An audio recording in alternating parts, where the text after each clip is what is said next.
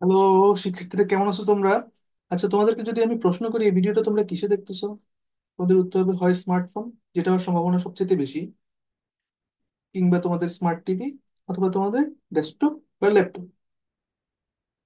এখন যদি আমি প্রশ্ন করি যে তোমরা কি কখনো চিন্তা করে দেখছো এই যত রকমের ডিভাইসের কথা আমি বললাম এইগুলা, এবং আজকাল আমাদের চলেই নাই যেসব ডিভাইস ছাড়া, এরকম আরো অনেকগুলা ইলেকট্রনিক যন্ত্রপাতি আছে, সেই জিনিসগুলো আসলে তৈরি হয়েছে কিভাবে? কখনো কি চিন্তা করে দেখছো? বা ঠিক কোন জিনিসটা আবিষ্কারের কারণে আমরা আজকাল এত রকমের ইলেকট্রনিক অ্যামেনিটিস বলো বা সুবিধা বলো এগুলো আমরা পাচ্ছি? এই প্রশ্নের উত্তরটা হচ্ছে আসলে ট্রানজিস্টর। ট্রানজিস্টর হচ্ছে সেই জিনিসটা যেটা গত শতাব্দীতে আসলে অন্যতম শ্রেষ্ঠ আবিষ্কার। অনেকের মতে তো গত শতাব্দীরই শ্রেষ্ঠ আবিষ্কার হচ্ছে এই ট্রানজিস্টর। তো এটা হচ্ছে হিউম্যান সিভিলাইজেশন একদম বদলায় দেওয়ার, ইতিহাস বদলায় দেওয়ার মতন একটা ডিভাইস। তো আর কথা না বাড়িয়ে শুরু করি। আজকে আমরা শিখতে যাচ্ছি এই ট্রানজিস্টর বিষয়ে। ট্রানজিস্টর গঠন প্রণালী কি, মানে তাকে কিভাবে তৈরি করা হয়, সে সার্কিটে কিভাবে আচরণ করে, সার্কিটে আসলে কি হিসাবে তাকে ব্যবহার করা হয়, তার ওয়ার্কিং প্রিন্সিপাল, তার কার্যনীতিটা কি, এবং একদম লাস্টলি দেখবো সার্কিটে কিভাবে তাকে কানেকশন দেওয়া হয়, প্রত্যেকটা কানেকশনে থাকলে কিভাবে আমরা সার্কিটটাকে সলভ করি, ঠিক আছে, ম্যাথমেটিক্যালি। এইসব জিনিস নিয়েই আজকে আমাদের discussion. So welcome to the world of ট্রানজিস্টরস।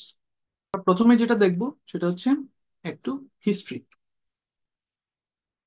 তো প্রথমত ট্রানজিস্টর আবিষ্কার হয়েছিল 1947 সালে। তিনজন সায়েন্টিস্ট বেল ল্যাবে, আমেরিকার বেল ল্যাবসে এটা আবিষ্কার করে, এবং যার কারণে 1958 সালে তাদেরকে আসলে নোবেল প্রাইজও দেওয়া হয়। সায়েন্টিস্ট তিনজনকে তোমরা দেখতেছো: উইলিয়াম ব্র্যাডফোর্ড, জন বার্ডিন এবং ওয়াল্টার হাউজার। সো এই তিন সায়েন্টিস্ট মূলত এই যুগান্তকারী আবিষ্কারটা করে, এবং উইদিন 8 or 9 ইয়ার্স তারা নোবেল প্রাইজটা পায়। এর কারণ আছে, এর কারণ হচ্ছে ততদিনে মানুষ আসলে টের পেয়ে গেছে এটা কি লেভেলের ইম্প্যাক্টফুল একটা ইনভেনশন, ঠিক আছে। এবং এটার ইম্প্যাক্ট আমরা দেখতে পাই আমরা যদি একটু দেখি অ্যাক্সিলারেশন গ্রোথ ইন টেকনোলজি। আমরা যদি একটা গ্রাফ দেখি, তোমরা দেখতে পাচ্ছ যে গ্রাফটা আসলে সাল ভিত্তিতে আছে এক্স অক্ষে, আর ওয়াই অক্ষে গ্রাফের মানুষের হিউম্যান সিভিলাইজেশনের গ্রোথটা দেখাচ্ছে। তো এখানে দেখো, এই প্রিন্টিং প্রেসের আবিষ্কার, টেলিস্কোপের আবিষ্কার, স্টিম ইঞ্জিনের আবিষ্কার, এই পর্যন্ত মোটামুটি একটা ফ্ল্যাট লাইন। মানে এই 1440-এর যে লোকটা আর 1756 লোকটা, এই দুটো লোকের মধ্যে খুব বেশি কিন্তু কি নেই, টেকনোলজিক্যাল অ্যাডভান্স খুব বেশি না। এইখানকার লোকটা খুব বেশি অ্যাডভান্স না। যে স্টিম ইঞ্জিন আবিষ্কার হয়ে গেছে সাথে সাথে এটার এক ধরনের র্যাপিড, এক ধরনের গ্রোথ আমরা দেখতে পাচ্ছি, যেটা লাইট বাল্বের পরে আরো ফাস্টার হইলো। তারপরে ওই যে তোমাদের এরোপ্লেনের আবিষ্কার, তোমরা জানো, এর মাঝখানে ইন্টারনাল কম্বাসন ইঞ্জিন, এগুলো সবই একটা সাথে আরেকটা ইন্টারকানেক্টেড। বুঝতে পারতেছো, ইন্টারনাল কম্বাসন ইঞ্জিন হওয়ার কারণে এই রাইট ব্রাদার্সরা এই জিনিসটাতে আহ তৈরি করতে পারছিল। এবং ধীরে ধীরে ধীরে ধীরে এই ভ্যাকুয়াম টিউবের আবিষ্কার। তারপরে দেখো এই পজিশনে যদি আমরা দেখি, ঠিক এই পজিশনটাতে ওই তিন সায়েন্টিস্ট আবিষ্কার করলো 1947 সালে ট্রানজিস্টর।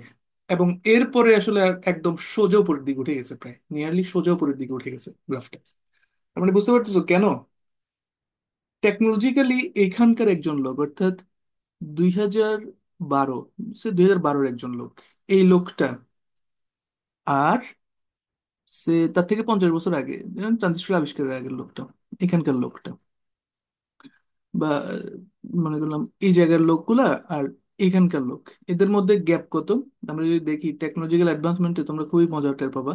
2012-র যে লোক, তার সাথে গ্যাপ হচ্ছে ঠিক এতখানি গ্যাপ টেকনোলজিতে। এই 2012 লোকটা এখানে দাঁড়ানো, আর 1950 সালের লোকটা আসলে দাঁড়ানো এখানে, বা আর একটু পরে অথবা এখানে, এখানে দাঁড়ানো, এখানে, এখানে দাঁড়ানো। তার মানে বুঝতে পারছো কতখানি গ্যাপ। অথচ এইখানে 1756 সালের বা 1757, এই এই জায়গার যে লোকটা, সে, আর এইখানে 1440, প্রায় 300 বছর ব্যবধানেও তারা কি সিমিলার টেকনোলজি ইউজ করতেছে। তাহলে তোমরা টের পাবা আসলে টেকনোলজির অ্যাডভান্সমেন্টটা কি রেপিড গ্রোথ হচ্ছে, এবং এটা 2012 সাল পর্যন্ত, এরপরের গ্রোথটা আসলে কাইন্ড অফ আরো উপরের দিকে এইভাবে উঠছে আর কি। সো 2024-এর লোকের সাথে তুমি যদি আর 50 বছর লোক পিছনের হিসাব করো, বা ট্রানজিস্টর তৈরি করার আগের হিসাবটা করো, সেটা আসলে নিয়ারলি বলা যায় যে আগের, সে এখানকার সে 18 সালের একটা লোকের সাথে মনে করো 2000 বছর বা 3000 বছর আগের লোকের থেকেও বেশি একটা টেকনোলজিক্যাল গ্যাপ তৈরি হয়ে গেছে। তাহলে আমরা বুঝতে পারতেছি এই ট্রানজিস্টরের আবিষ্কার, নট অনলি ট্রানজিস্টরের আবিষ্কার, অ্যাকচুয়ালি গ্রোথটা শুরু হয়েছে তারও আগে থেকে। এই দ্বিতীয় শিল্প বিপ্লবের পর থেকেই আসলে মোটামুটি এই র্যাপিড গ্রোথটা দেখি আমরা। কিন্তু এখানে তৃতীয় শিল্প বিপ্লব, যেটা আসলে ট্রানজিস্টর আবিষ্কারটা একটা গুরুত্বপূর্ণ রোল প্লে করছে, এরপরে আসলে গ্রোথটা একদম মানে কি বলা যায়, তার ম্যাক্সিমাম অ্যাক্সেলারেশন এসে উপরের দিকে ওঠা শুরু করছে আর কি। সো এইখানে আমরা বুঝতে পারি আসলে ট্রানজিস্টরের আবিষ্কারটা কিভাবে টেকনোলজিতে আমাদের অ্যাক্সিলারেটিং গ্রোথ আমাদের দেখাইছে। ঠিক আছে। সো আমরা বুঝলাম ট্রানজিস্টর আবিষ্কার কেন ইম্প্যাক্টফুল মানব সভ্যতায়। ওকে। তো আমরা এখন আলোচনায় ঢুকি। টাইপ অফ ট্রানজিস্টর প্রথমে আমরা দেখি। ট্রানজিস্টরের টাইপ কয়টা? একটা হচ্ছে বাইপোলার জাংশন ট্রানজিস্টর, একটা এটাকে আমরা বলি বিজেটি। বিজেটি। এরপর হচ্ছে ফ্যাট, ফিল্ড ইফেক্ট ট্রানজিস্টর। তারপরে দুটো হচ্ছে স্কটকি এবং ডার্লিংটন। এটা তোমাদের হায়ার সেকেন্ডারি লেভেল স্টুডেন্ট যারা আছো তাদের জন্য এটা খুব বেশি ইম্পর্টেন্ট না, তার ইম্পর্টেন্ট খুব বেশি না আসলে, দরকারই নেই। ইনফ্যাক্ট এফইটিও আসলে তোমরা পড়ো না বাংলাদেশে। সো বিজেটিটা অ্যাকচুয়ালি আমরা এখন দেখবো। আমাদের এই লেকচারে মূলত দেখানোই হবে আসলে বিজেটি নিয়ে। এফইটিও আমরা দেখবো না, শুধু নামটা মনে রাখবা, ফিল্ড ইফেক্ট ট্রানজিস্টর। সো আমরা বিজেটি নিয়ে আলোচনা করব মূলত। এখানকার ট্রানজিস্টর বলতে পরবর্তী লেকচারের বাকি সময়টা জুড়ে আমরা বিজেটি নিয়ে, বিজেটি বলবো, বিজেটিকে আমরা আসলে ট্রানজিস্টর বলে চিহ্নিত করবো। ওকে। সো এখানে লেখা আছে এই লেকচারে আমরা শুধু বাইপোলার জাংশন ট্রানজিস্টর নিয়েই দেখবো। তো বিজেটি আসলে কি? তো এটা দেখতে অনেকটা এরকম। রিয়েলি তোমরা যদি সার্কিট এটা এলিমেন্ট হিসেবে কিনতে যাও বাজারে, তোমরা এরকম একটা জিনিস কিনতে হবে আর কি, ব্রেডবোর্ড সার্কিট ইউজ করার জন্য। আর ইন রিয়েলিটিতে তোমার স্মার্টফোনটাতে বা তোমার কম্পিউটারটাতে যে ট্রানজিস্টর গুলা, সেগুলো আসলে এরকম এত বড় বড় ট্রানজিস্টর না, সেগুলো আরো ইন্ট্রিকেট ডিজাইন করা হয়। এবং সেখানেই এই কারেন্টলি যত রকমের টেকনোলজি আসতেছে, সেই টেকনোলজি গুলো ব্যবহার করা হচ্ছে। ঠিক আছে, এই ট্রানজিস্টর গুলো ফেব্রিকেশনে। তো যাই হোক, আমরা বাজার থেকে যদি ট্রানজিস্টর কিনে আনতে যাই, সেগুলো দেখতে অনেকটা এরকম, এবং তার সার্কিট ডায়াগ্রামটা এরকম। তো আমরা জানি ট্রানজিস্টরের তিনটা পার্ট, সেটা আমরা দেখবো। তো মূলত ট্রানজিস্টর কি? একটা হচ্ছে এনপিএন ট্রানজিস্টর, একটা হচ্ছে পিএনপি ট্রানজিস্টর। ঠিক আছে। সো এনপিএন ট্রানজিস্টর আসলে কি, দুই প্রান্তে দুইটা এন টাইপের অর্ধপরিবাহী আর মাঝখানে একটা পি টাইপের অর্ধপরিবাহী দিয়ে ট্রানজিস্টরটা বানানো হয়। আর পিএনপি মানে হইতেছে দুই পাশে পি টাইপ আর মাঝখানে এন টাইপের একটা অর্ধপরিবাহী দিয়ে আমাদের ট্রানজিস্টর বানানো হয়। এন টাইপ পি টাইপ কি সেটা তোমরা অলরেডি জানো। পঞ্চযোজী অপদ্রব্য বা ডোপিং এলিমেন্ট দিয়ে যদি এটাকে তোমার কি করা হয়, ডোপিং করা হয়, সেক্ষেত্রে আমরা বলি অ্যান টাইপ অর্ধপরিবাহী তৈরি হয়। আর ত্রিযোজী হলে সেটা দিয়ে আমরা পি টাইপ অর্ধপরিবাহী পরিবাহী বানাতে পারি। ওকে। আমরা নেক্সট তে যাই। আর ট্রানজিস্টরের তিনটা পার্ট, একটাকে আমরা বলি এমিটার, একটাকে বলি বেস, আর একটাকে বলি কালেক্টর। তো এখন দেখতেছি আমরা ফান ফ্যাক্ট অ্যাবাউট ট্রানজিস্টর। তো এটা লেখাটা দেখা যাচ্ছে, তোমরা লেখাটা পড়ো একবার। এই পৃথিবীতে যতগুলো বালিকণা আছে তার থেকে কয়েক গুণ বেশি আছে আসলে ট্রানজিস্টর, এই 2025 সাল অব্দি। এরপরে যদি মনে করো পরের বছরগুলোতে, ডেফিনেটলি পৃথিবীর বালিকণা তো আর বাড়বে না, বাড়বে কি ট্রানজিস্টর, কারণ প্রতিনিয়ত ট্রানজিস্টর গুলো বানানো হচ্ছে, বিভিন্ন ডিভাইসে ট্রানজিস্টর ব্যবহার করা হচ্ছে। তার মানে আসলে কি, এই পৃথিবীতে যতগুলো বালিকণা আছে তার থেকে কয়েক গুণ বেশি আছে ট্রানজিস্টর এখন। কিছুদিন পরে সেটা দেখবে যে কয়েক বিলিয়ন গুণ, কয়েক মিলিয়ন গুণ এরকম হয়ে যাবে আর কি, কয়েক মিলিয়ন কয়েক বিলিয়ন টাইমস। হ্যাঁ। এখন এটার তোমরা টের পাবা যদি তোমরা বালিকণার হিসাবটা বোঝো। এই পৃথিবীতে কয়টা বিচ আছে, সি বিচ আছে, তোমরা একটু চিন্তা করে দেখো তো। অসংখ্য সি বিচ আছে না পৃথিবীতে? অসংখ্য না, ডেফিনেটলি এটা কাউন্টেবল, বাট অনেক সি বিচ আছে। এই সি বিচের ভিতরে অজস্র কি আছে, বালিকণা আছে। ঠিক আছে। তারপরে নদীর তলদেশে বালিকণা আছে, প্রচুর বালিকণা। তো এটা ছাড়াও তোমরা যদি চিন্তা করো পৃথিবীতে কতগুলো মরুভূমি আছে, এবং এক একটা মরুভূমি আসলে কতগুলো বালিকণা হোল্ড করতে পারে। তোমাদের ঘরের আশেপাশের বালির কথা ছেড়েই দাও, তোমরা জাস্ট একটা মরুভূমির কথা যদি চিন্তা করো, সে যে একটা মরুভূমি কি পরিমাণ বালিতে বালিকণা আসলে আছে। তার থেকে আসলে কয়েক গুণ বেশি আছে, পৃথিবীতে যতগুলোই বালিকণা আছে তার থেকে কয়েক গুণ বেশি আছে আসলে ট্রানজিস্টর। তো নাম্বারটা আসলে মাথা ঘুরাই দেওয়ার মতো। ঠিক আছে। তোমরা যদি দেখো, তোমরা যদি পরবর্তী কখনো সমুদ্রে যাও এবং ওই সমুদ্রে বানায় না এরকম স্যান্ড ক্যাসেল, বালির প্রাসাদ তৈরি করো না তোমরা ওই যে খেলতে খেলতে, তো বানানোর সময় মনে রাখবা তুমি বানানোর সময় যতগুলো এখানে স্যান্ড গ্রেন বা বালিকণা দিয়ে এটা বানাইছো, তার থেকে বেশি বালিকণা আছে, তার থেকে বেশি ট্রানজিস্টর আছে সংখ্যায় কোথায়? তোমার পকেটের যে স্মার্টফোনটা আছে সেখানে ভিতরে। এটা খালি মাথায় রাখবা। তাহলে আমরা বুঝবো আসলে ট্রানজিস্টর আসলে কি লেভেলে আমাদের প্রয়োজন প্রয়োজন হয়। ঠিক আছে। তো আমরা নেক্সট টপিকে চলে যাই, স্ট্রাকচার। হ্যাঁ, তো ট্রানজিস্টরের স্ট্রাকচার নিয়ে প্রথমে দেখবো আমরা। আচ্ছা, সো ট্রানজিস্টর স্ট্রাকচার আমরা দেখি, অলরেডি আমরা দেখছি যে ট্রানজিস্টর একটা এনপিএন ট্রানজিস্টর, দুই পাশে এন টাইপ অর্ধপরিবাহী এবং মাঝখানে একটা পি টাইপ অর্ধপরিবাহী দিয়ে তৈরি করা হয়।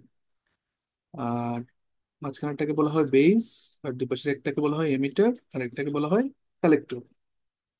পিএনপির ক্ষেত্রে দুই পাশে পি টাইপ এবং মাঝখানে এন টাইপ। এবং অর্ধপরিবাহীগুলো কিভাবে তৈরি হয় আমরা অলরেডি জানি। এন টাইপের ক্ষেত্রে পঞ্চযোজী অপদ্রব্য ব্যবহার করা হয়, আর পি টাইপের জন্য ত্রিযোজী অপদ্রব্য ব্যবহার করা হয়। এন টাইপের জন্য মেজর ক্যারিয়ার হচ্ছে ইলেকট্রন, পি টাইপের জন্য মেজর ক্যারিয়ার হচ্ছে হোল। ঠিক আছে। এবং এন এবং পি এটার মধ্যে ডিপ্লেশন লেয়ার তৈরি হয়। দুইটা জাংশন যেখানে আছে, এন এবং পি জাংশন, যেহেতু এই জায়গাতে এন পি জাংশন মতো এখানে একটা পিএন ডিপ্লেশন লেয়ার তৈরি হবে, এখানেও একটা ডিপ্লেশন লেয়ার তৈরি হবে। সিমিলারলি পিএনপির ক্ষেত্রেও তাই হবে। এখন আমরা এটার ফেব্রিকেশন বা প্রস্তুতি কিভাবে হয় সেটা দেখি। এটা স্ট্রাকচারটা মেনটেন করা হয়, বেস মাঝখানেরটাকে খুব পাতলা করে তৈরি করা হয়। মাঝখানেরটা খুবই পাতলা হয় এবং হালকা মাত্রায় ডোপিং করা হয়, মানে সেটাতে চার্জ ক্যারিয়ার কম থাকে। যেমন পি টাইপের জন্য হোল, তার মধ্যে হোল কম থাকবে, মানে এনপিএন টাইপ, এনপিএন এর মধ্যে মাঝখানে পি, তো তো সেখানে মাঝখানেরটাতে হোল সংখ্যা থাকবে কম। আর কালেক্টর কিভাবে তৈরি করা হয়? কালেক্টর থাকবে ভারী এবং বেস থেকে বেশি মাত্রায় ডোপিং করা হয়, এটাকে আমরা বলি মডারেটলি ডোপড। সবচেয়ে পুরু থাকে হচ্ছে এই কালেক্টর, এবং সবচেয়ে বড় পৃষ্ঠতলের ক্ষেত্রফল বিশিষ্ট, সার্ফেস এরিয়া সবচেয়ে বেশি থাকে কালেক্টরে। এটার কারণ হচ্ছে ওই কালেক্টরে যখন চার্জটা রান করে অ্যাক্টিভ মোডে, তখন ওভারহিটিংটাকে অ্যাভয়েড করার জন্য এই কাজটা করা হয়, যাতে করে ট্রানজিস্টরটা অতিরিক্ত গরম না হয়েই সুন্দর সার্কিট ট্রানজিস্টরের ভিতরে দিয়ে কারেন্ট ফ্লোটা নিশ্চিত করা যায়। তো এই কারণে কালেক্টরটাকে একটু বড় পৃষ্ঠতলের ক্ষেত্রফল বিশিষ্ট করা হয়, যাতে করে হিটরা খুব এফিসিয়েন্টলি হিট রিলিজ হতে পারে। আর এমিটারটা প্রস্তুত করা হয় এমন ভাবে যেন কালেক্টর থেকে সাইজে ছোট থাকে কিন্তু বেস থেকে বড় হয়, আর সবচেয়ে বেশি মাত্রায় ডোপ করা হয় বা সবচেয়ে বেশি মাত্রায় ভেজাল মেশানো হয়, আমরা বলি হেভিলি ডোপড। তার মানে এমিটারে সবচেয়ে বেশি কি থাকে? অপদ্রব্য মিশানো হলে কি থাকবে? সবচেয়ে বেশি চার্জ ক্যারিয়ার, যেমন এনপিএন এর ক্ষেত্রে এমিটার টেন টাইপ, সবচেয়ে বেশি এখানে চার্জ ক্যারিয়ার ইলেকট্রন উপস্থিত থাকবে। তো এই হচ্ছে আমাদের ট্রানজিস্টরের মোটামুটি গঠন। এবং এই কার্যপ্রণালী দেখতে গেলে আমরা দেখবো যে এ ধরনের গঠনের একটা স্পেসিফিক কারণ আছে। ঠিক আছে। তখন আমরা দেখছি সার্কিট সিম্বল। সার্কিট সিম্বলে এইরকম কালেক্টর, বেস, এমিটার, এনপিএন টাইপের ট্রানজিস্টরের ক্ষেত্রে এমিটারটা বহির্মুখী, মানে তীর চিহ্ন যেটা আসে সেটা অলওয়েজ বোঝাবে এমিটার, সেই এনটা, সেই প্রান্তটা। এবং এইটা বহির্মুখী হইলে সেটা বুঝবো আমরা এনপিএন। আর তীর চিহ্নটা যদি বেজের দিকে হয় বা অন্তর্মুখী যদি হয় সেটাকে আমরা বলবো পিএনপি ট্রানজিস্টর। এটা আসলে কি মিন করে? দেখো এই ট্রানজিস্টর ভিতরে যখন কারেন্ট ফ্লো হয় তখন এই বেস থেকে এমিটারের ভিতর দিয়ে যখন কারেন্ট ফ্লো হয়, বা কালেক্টর থেকে ঘুরে এসে যখন এমিটার দিয়ে যখন কারেন্ট ফ্লো হবে,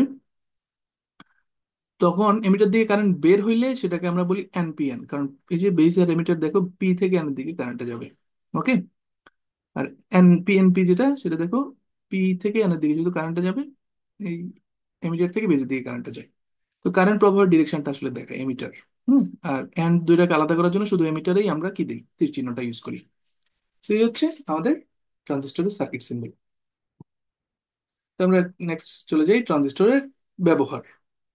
তো আগেই বলছি আমরা এখানে শুধু বিজেটি বা বাইপোলার জাংশন ট্রানজিস্টর নিয়ে আলোচনা করতেছি, ঠিক আছে। তো সাধারণত সাধারণত আবার বলতেছি ট্রানজিস্টরকে দুইটা কেস হিসেবে ব্যবহার করা হয়, একটা সুইচ হিসেবে আর একটা হচ্ছে অ্যাম্পলিফায়ার হিসেবে। আরো ব্যবহার আছে। তো এগুলার বিভিন্ন কানেকশনের জন্য ব্যবহারটা বিভিন্ন হয়। তো আমরা আপাতত এই দুইটা নিয়েই আমরা আসলে দেখবো, এই দুইটা জানলেই আসলে তোমাদের যে স্কোপ আছে পড়ার, ওইটা আসলে কভার হয়ে যাবে। ওকে। তো আমরা বাকিগুলো হালকা একটু ব্রিফ করব, খুব বেশি বেশি ডিপে যাব না। তো এই দুইটা আমরা খুব ভালো মতো বুঝবো, যে সুইচ হিসেবে কিভাবে ট্রানজিস্টর ইউজ করা হয়, আর এমপ্লিফায়ার হিসেবে বা কিভাবে ট্রানজিস্টরকে ব্যবহার করা হয়। ঠিক আছে। সো এটা বোঝার জন্য আমাদের আসলে আগে বুঝতে হবে কি ট্রানজিস্টর কিভাবে কাজ করে সেটা, মানে ওয়ার্কিং প্রিন্সিপাল অফ ট্রানজিস্টর। তাহলে আমরা আসলে এই প্রসেসটা বুঝতে পারবো, মানে এই ব্যবহারগুলো বুঝতে পারবো, সুইচ হিসেবে কিভাবে আর এমপ্লিফায়ার হিসেবে বা কিভাবে। ঠিক আছে। তো আমরা পরে দেখতেছি ওয়ার্কিং প্রিন্সিপাল অফ ট্রানজিস্টর। এখন আমরা দেখবো ওয়ার্কিং প্রিন্সিপাল অফ ট্রানজিস্টর বা ট্রানজিস্টরের কার্যনীতি। সো ট্রানজিস্টরের কার্যনীতিতে আমাদের ট্রানজিস্টরের ফেব্রিকেশন বা স্ট্রাকচার পড়ার সময় আমরা দেখছিলাম কি তিনটা পার্ট থাকে, একটা বেস, একটা কালেক্টর, একটা এমিটার। বেসটা হয় খুব পাতলা এবং সেখানে হালকাভাবে ডোপিং করা হয়, এবং ডোপিং স্ট্যাটাস হচ্ছে কালেক্টরের ক্ষেত্রে মডারেটলি করা হয়, আর এমিটারের ক্ষেত্রে অনেক বেশি মাত্রায় ডোপ করা হয়। এমিটারে অনেক বেশি পরিমাণে আদান বাহক বা চার্জ ক্যারিয়ার উপস্থিত থাকে। তো আমরা এনপিএন ট্রানজিস্টরের জন্য আমরা ওয়ার্কিং প্রিন্সিপালটা একবার দেখি। সাপোজ এই হচ্ছে আমাদের এনপিএন, এটাকে আমি বললাম এমিটার, এটা হচ্ছে আমার বেস, সরি, আর এটা হচ্ছে আমার কালেক্টর। প্রথমে আমি যদি একটা ভোল্টেজ সোর্স দিয়ে বা একটা ব্যাটারি দিয়ে সাপোজ এমিটার এবং কালেক্টরকে যদি কানেক্ট করি, এটা ধরলাম আরএল, প্লাস মাইনাস ধরলাম ভিসিসি, ভোল্টেজ সোর্সটাকে আমরা ভিসিসি বললাম। এটার সার্কিট সিম্বল দিয়ে যদি আমরা আঁকি তাহলে অনেকটা এরকম থাকবে। এটা এমিটার, এটা বেস, বেসে আমি কোনো কানেকশন দেই নাই, সো বেসটা ফাঁকা। এটা হচ্ছে আমার কালেক্টর। তো এমিটারের এই মাথা থেকে একটা ভোল্টেজ সোর্স আর একটা আরএল দিয়ে কালেক্টরের সাথে কানেক্টেড। তো এমিটারের এই মাথা থেকে আমি যদি একটা ভোল্টেজ সোর্স দিলাম, পজিটিভটা নেগেটিভ এখানে, পজিটিভ এখানে, একটা আরএল দিয়ে সি এর সাথে কানেক্ট করছি। ওকে। সো এই দুটো হচ্ছে সেম চিত্র। এখন এই কেসটাতে দেখো, যদি আমরা একটা ভোল্টেজ সোর্স বা ব্যাটারি দিয়ে কানেক্ট করছি এমিটার এবং কালেক্টরকে, ট্রানজিস্টরের ভিতর দিয়ে কোনো কারেন্ট ফ্লো হবে না। এখানে দেখো এনপিএন ট্রানজিস্টরের কালেক্টর অর্থাৎ এন টাইপটার সাথে বিসিসি এর পজিটিভটা লাগানো, আর এই পাশের এন টাইপটা অর্থাৎ এমিটারের সাথে বিসিসি এর নেগেটিভ এন্ডটা লাগানো। তো মাঝখানে ট্রানজিস্টরের মাঝখানেরটা তো হচ্ছে পি টাইপ। তো পি টাইপটা থাকার কারণে এই পি এন জাংশনের ভিতরে একটা ডিপ্লেশন লেয়ার থাকে, এটা তোমরা জানো। ওই ডিপ্লেশন লেয়ারটা আসলে মূলত একটা ইনসুলেটিং বা অন্তরক একটা ব্যারিয়ার হিসেবে কাজ করে আর কি। সো এই কারণে কারেন্ট ফ্লোটাতে বাধা দেয়। সো এই কারণে পুরো ট্রানজিস্টর ভিতর দিয়ে কোনো কারেন্ট ফ্লো হয় না। এটা এই পজিশনটাকে আমরা বলি কি কাট অফ স্টেট, ট্রানজিস্টরের কাট অফ স্টেট, মানে এখানের ভিতর দিয়ে কোনো কারেন্ট ফ্লো হবে না, নো কারেন্ট। এই জন্য এখানে ধরলাম আইবি জিরো, সো কোনো কারেন্ট ফ্লো নাই, ট্রানজিস্টরের ভিতর দিয়ে কোনো কারেন্ট ফ্লো নেই। ঠিক আছে। এখন আমরা একটা কাজ করব, এখন আমরা যেটা করব, এই ট্রানজিস্টরটাকে আমরা আবার যদি আবার আঁকি, দিলাম N P N, emitter, base, collector. আগের চিত্রটা সেম চিত্রই আমরা আঁকবো। উপরে একটা ভোল্টেজ সোর্স ভিসিসি অ্যাড করলাম মাইনাস প্লাস, আর এল আগের মতোই রাখলাম এখানে, অর্থাৎ সবকিছু আগের মতো আছে, শুধু একটু চেঞ্জ করে দিব। এই অংশটা আগের মতোই আছে, ভিসিসি, এটা হচ্ছে আর এল। এই যে বেস যেটা ছিল, মিটার, ওকে, বেস যেটা ছিল সেটাকে আমি এখন একটা কাজ করতেছি, ডিস্টেন্স, এখানে একটা ভোল্টেজ সোর্স দিয়ে আমরা কানেক্ট করলাম, দিলাম এটা ভিবি বললাম, আর এটাকে বললাম আরবি, রেজিস্ট্যান্স থাকে, অর্থাৎ বি এর এখানে আমি একটা রেজিস্ট্যান্স দিলাম আর একটা ভোল্টেজ দিয়ে আমি এর সাথে কানেক্ট করে দিলাম। এই দুটো চিত্র সিমিলার, এটা ভিবি, এটা হচ্ছে আরবি। এখন এখানে একটা ইন্টারেস্টিং ব্যাপার হচ্ছে, এখানে দেখো এই মাঝখানেরটা আসলে কোন টাইপের, মাঝখানেরটা হচ্ছে একটা পি টাইপ অর্ধপরিবাহী। আর এমিটারটা কি একটা অ্যান্টাই পর্যায় পরিবাহী। এখন এমিটার এবং বেস এই দুইটার ভিতরে আসলে কি, ধনাত্মক প্রান্ত, ব্যাটারির ধনাত্মক প্রান্তটা বেজের সাথে লাগানো যেটা একটা পি টাইপ, আর ঋণাত্মক প্রান্তটা এমিটারের সাথে লাগানো যেটা একটা এন টাইপ আছে। তাহলে ই এবং বি এই দুইটা কি বায়াস আছে, ই বি আসলে ফরওয়ার্ড বায়াসে আছে। মানে বি জাংশনটা আসলে কোন বায়াসে আছে, ফরওয়ার্ড বায়াসে আছে।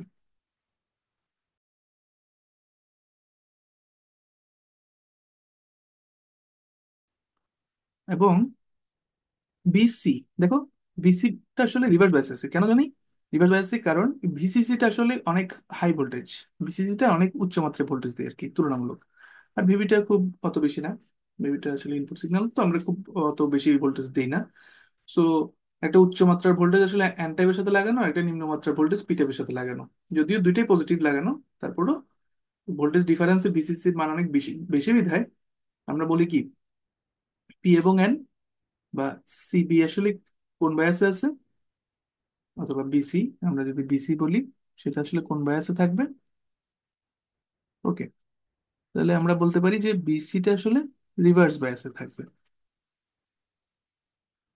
Reverse bias.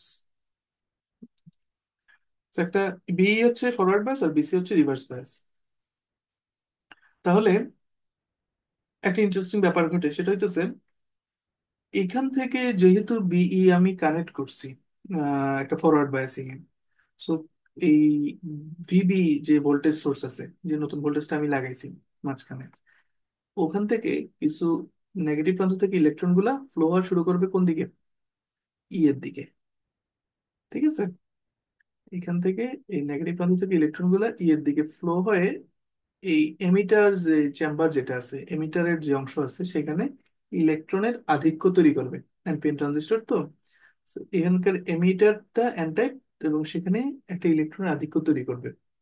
কিভাবে, কোন থেকে যাবে, ব্যাটারি নেগেটিভ প্রান্ত থেকে ইলেকট্রন গুলো ট্রাভেল করে এন টাইপে গিয়ে একটা ইলেকট্রন আধিক্য তৈরি করবে। ঠিক আছে, সো ইলেকট্রন গুলো আসলে কোথায় চলে যাবে এরপরে, পুষে ওই পি টাইপে ঢুকে যাবে, মানে বেইজে। এখন বেসটা দেখো প্রত্যেকটা ফেব্রিকেশনের রিজন আছে, বেসটা কিভাবে তৈরি করা আছে, খুবই পাতলা করে তৈরি করা হচ্ছে। তো বেস অত ইলেকট্রন সে হোল্ড করতে পারে না, সে কিছু অল্প মাত্রার ইলেকট্রন ওই ভোল্টেজ ভিবি এর অনুপাতে কিছু অল্প মাত্রার ইলেকট্রন সে এই রাস্তায় আবার পাঠিয়ে দিয়ে এখানে এই সার্কিটের ভিতরে এই অংশে একটা কারেন্টকে ফ্লো করে থাকে। ঠিক আছে, আর পি যেহেতু বাকি ইলেকট্রন গুলো হোল্ড করতে পারবে না, মানে বেসটা তো যেহেতু খুব পাতলা করে তৈরি, সে বাকি ইলেকট্রন গুলো কোথায় পাঠিয়ে দিবে, সে কালেক্টরে পাঠিয়ে দিবে এবং কালেক্টর সেই ইলেকট্রন গুলোকে কালেক্ট করবে। ঠিক আছে, কালেক্টর সেই ইলেকট্রন গুলোকে কালেক্ট করে। তো কালেক্টর কি করবে, ওই কালেক্টর কিসের সাথে লাগানো আছে, ব্যাটারির একটা ধনাত্মক প্রান্তের সাথে লাগানো আছে, তাই না? তো কালেক্টর সেই ইলেকট্রন গুলোকে কালেক্ট করে পাঠিয়ে দিবে এই ধনাত্মক প্রান্তের এই দিক দিয়ে। তো এখানে একটা সুন্দর একটা ইলেকট্রনের ফ্লো তৈরি হবে এদিক দিয়ে, এবং ইলেকট্রনের ফ্লো ধনাত্মক প্রান্ত থেকে এখানে নেগেটিভ প্রান্ত ক্রস করে বাকি এই কারেন্ট একটা এদিক দিয়ে ফ্লো হওয়া শুরু করবে। তো আলটিমেটলি এই বেসটা লাগানোর কারণে আসলে কি তৈরি হচ্ছে, এখানে একটা আইবি প্রডিউস হচ্ছে, ইলেকট্রন মানে কারেন্ট ঢুকবে। অর্থাৎ এই চিত্রে দেখালে আমরা বলবো আইবিটা এদিক দিয়ে প্রবেশ করবে, এবং আইবি প্রবেশ করার সাথে সাথে এখানে ইলেকট্রন যেহেতু উল্টা দিকে ফ্লো করতেছে, এমিটারে এক গাদা ইলেকট্রন জমা হবে, জমা হবে তো না, সেগুলো বেজে ঢুকে যাবে। কারণ বেজ এতগুলো ইলেকট্রন হোল্ড করতে পারছে না, কারণ খুব পাতলা করে ধরে সে কালেক্টর দিয়ে দিবে, কালেক্টর কালেক্ট করে ইলেকট্রন গুলাকে পাস করে দিবে। সো এইদিকে ইলেকট্রন গুলো যখন যাওয়া শুরু করবে, এদিকে উল্টা দিকে একটা আইসি প্রডিউস হবে। ঠিক আছে, তবে এখানে যদি আমরা দেখি আইসিটা হচ্ছে এই পাশে প্রডিউস হবে, ইলেকট্রন ফ্লো এর উল্টা দিকে। এবং আইসি যেহেতু এদিকে প্রডিউস হচ্ছে, এদিক দিয়ে আইসি সরি ইলেকট্রন গুলো ফ্লো হয়ে ব্যাটারি ধনাত্মক প্রান্ত দিয়ে এদিকে এসে ওই ভিবি অর্থাৎ যে ভোল্টেজ সোর্স চলে সেখান থেকে যে ইলেকট্রনের স্ট্রিম যেটা ছিল, ধারা যেটা ছিল, তার সাথে জয়েন করবে, এবং আলটিমেটলি এমিটারের ওই ইলেকট্রন ফ্লোর উল্টা দিকে একটা আইই জেনারেট করবে। ঠিক আছে, তাহলে ইলেকট্রনের ফ্লো দেখো ওই ভিবি অর্থাৎ এই ব্যাটারি থেকে যতটুকু ইলেকট্রন এদিকে যাচ্ছিল, আর এদিক থেকে বাকি ইলেকট্রন গুলো এখানে এসে জয়েন করার ফলে আলটিমেটলি দুইটার মিলিত ইলেকট্রন গুলাই কি হবে, ফুল ফুল স্ট্রিমটা তৈরি করবে। তো ইলেকট্রনের স্ট্রিমের অপোজিট দিকে যেহেতু কারেন্ট, আমরা বলতে পারি আই আসলে কি, আইবি প্লাস আইসি। বুঝতে পারছো? সো এখানে আসলে মূল ঘটনা এভাবে, আইবি অর্থাৎ বেইজে যদি একটা ছোট কারেন্ট আমরা দেই, তার কারণে আইসি অর্থাৎ একটা বড় কারেন্ট কালেক্টরের ভিতর দিয়ে আমরা ফ্লো করতে দেখি, এবং এই দুইটা মিলিত প্রভাবে এদিক দিয়ে একটা আইই প্রডিউস হয়। ঠিক আছে, এই দুইটা, এটাকে আমরা বলতেছি আইই, এবং হিসাবে আই এর মান হচ্ছে আইবি এবং আইসি এর যোগফলের সমান। ঠিক আছে, তো এই হচ্ছে ট্রানজিস্টরের কার্যনীতি। তো এখানে মূল ঘটনাটা আসলে বেসটা খুব পাতলা করে তৈরি করা, এবং এমিটার অনেক বেশি মাত্রায় ডোপ করা থাকে বা মেশানো থাকে বা চার্জ ক্যারিয়ার বেশি থাকে। এই দুইটা উম, এই দুইটার পার্টিকুলার ফেব্রিকেশন টেকনিক বা তৈরি করার প্রসেসের উপরই ডিপেন্ড করতেছে আমার এই ট্রানজিস্টরের ভিতর দিয়ে কি পরিমাণ মানে আইবি দিলে কি পরিমাণ আমরা আইসি পাবো, অথবা কি পরিমাণ কারেন্ট আমরা খুঁজে পাবো এখান থেকে। অর্থাৎ চিন্তা করে দেখো, আগে ছিল কাট অফ স্টেট, অর্থাৎ কোনো রকমের কারেন্টই ফ্লো হচ্ছিল না, কিন্তু এখন অল্প মাত্রার আইপি দেওয়ার কারণে একটা আইসি আমরা পাচ্ছি, তার মানে ফুল সার্কিটের ভিতর দিয়ে একটা কারেন্ট ফ্লো হচ্ছে। তার মানে এটাকে আমরা বলবো আমরা অ্যাক্টিভ স্টেট। ট্রানজিস্টরের স্টেটটাকে আমরা বলবো অ্যাক্টিভ স্টেট। এবং ইন্টারেস্টিংলি এই কাট অফ স্টেট থেকে অ্যাক্টিভ স্টেটে যাওয়ার উপায় একটাই। অ্যাক্টিভ স্টেটে যাওয়ার উপায় কি? একটা আইবি দেয়া। ঠিক আছে, তার মানে এই আইবি দেয়া বা না দেয়ার উপর ডিপেন্ড করে তুমি ট্রানজিস্টরে কাট অফ স্টেট, কোনো কারেন্ট নাই, অথবা অ্যাক্টিভ স্টেট, এখানে কারেন্ট আছে, এই দুইটা স্টেটের মধ্যে সুইচ করতে পারো। সো এইভাবে ট্রানজিস্টরকে সুইচ হিসেবে ইউজ করা হয়। তো আমরা এখন দেখবো একটা ছোট্ট অ্যানিমেশন। আমরা বামে একটা জিফ দেখতেছো তোমরা, সো এটা শুরু থেকে দেখলে তোমরা বুঝতে পারবে আসলে ঘটনা কি ঘটতেছে। এই যে কাট অফ স্টেট, এই যে ব্যাটারি লাগাইলাম, ইলেকট্রন গুলো ফ্লো হওয়া শুরু করবে। দেখো, ইলেকট্রন গুলো ফ্লো হয়ে ঢুকলো, এমিটারে ঢুকলো, এবং বাকি ইলেকট্রন গুলো পাস করে এদিকে huge stream of electrons produce করলো। এটাকে অ্যাক্টিভ স্টেট বলতেছে। কাট অফ স্টেট থেকে অ্যাক্টিভ স্টেট তোমরা একটু মনোযোগ দিয়ে দেখলেই, একবার দেখলে তোমরা আসলে বুঝবা পোস্টটা কি হচ্ছে। সো ঠিক আছে, আমরা পরের স্লাইডে যাই।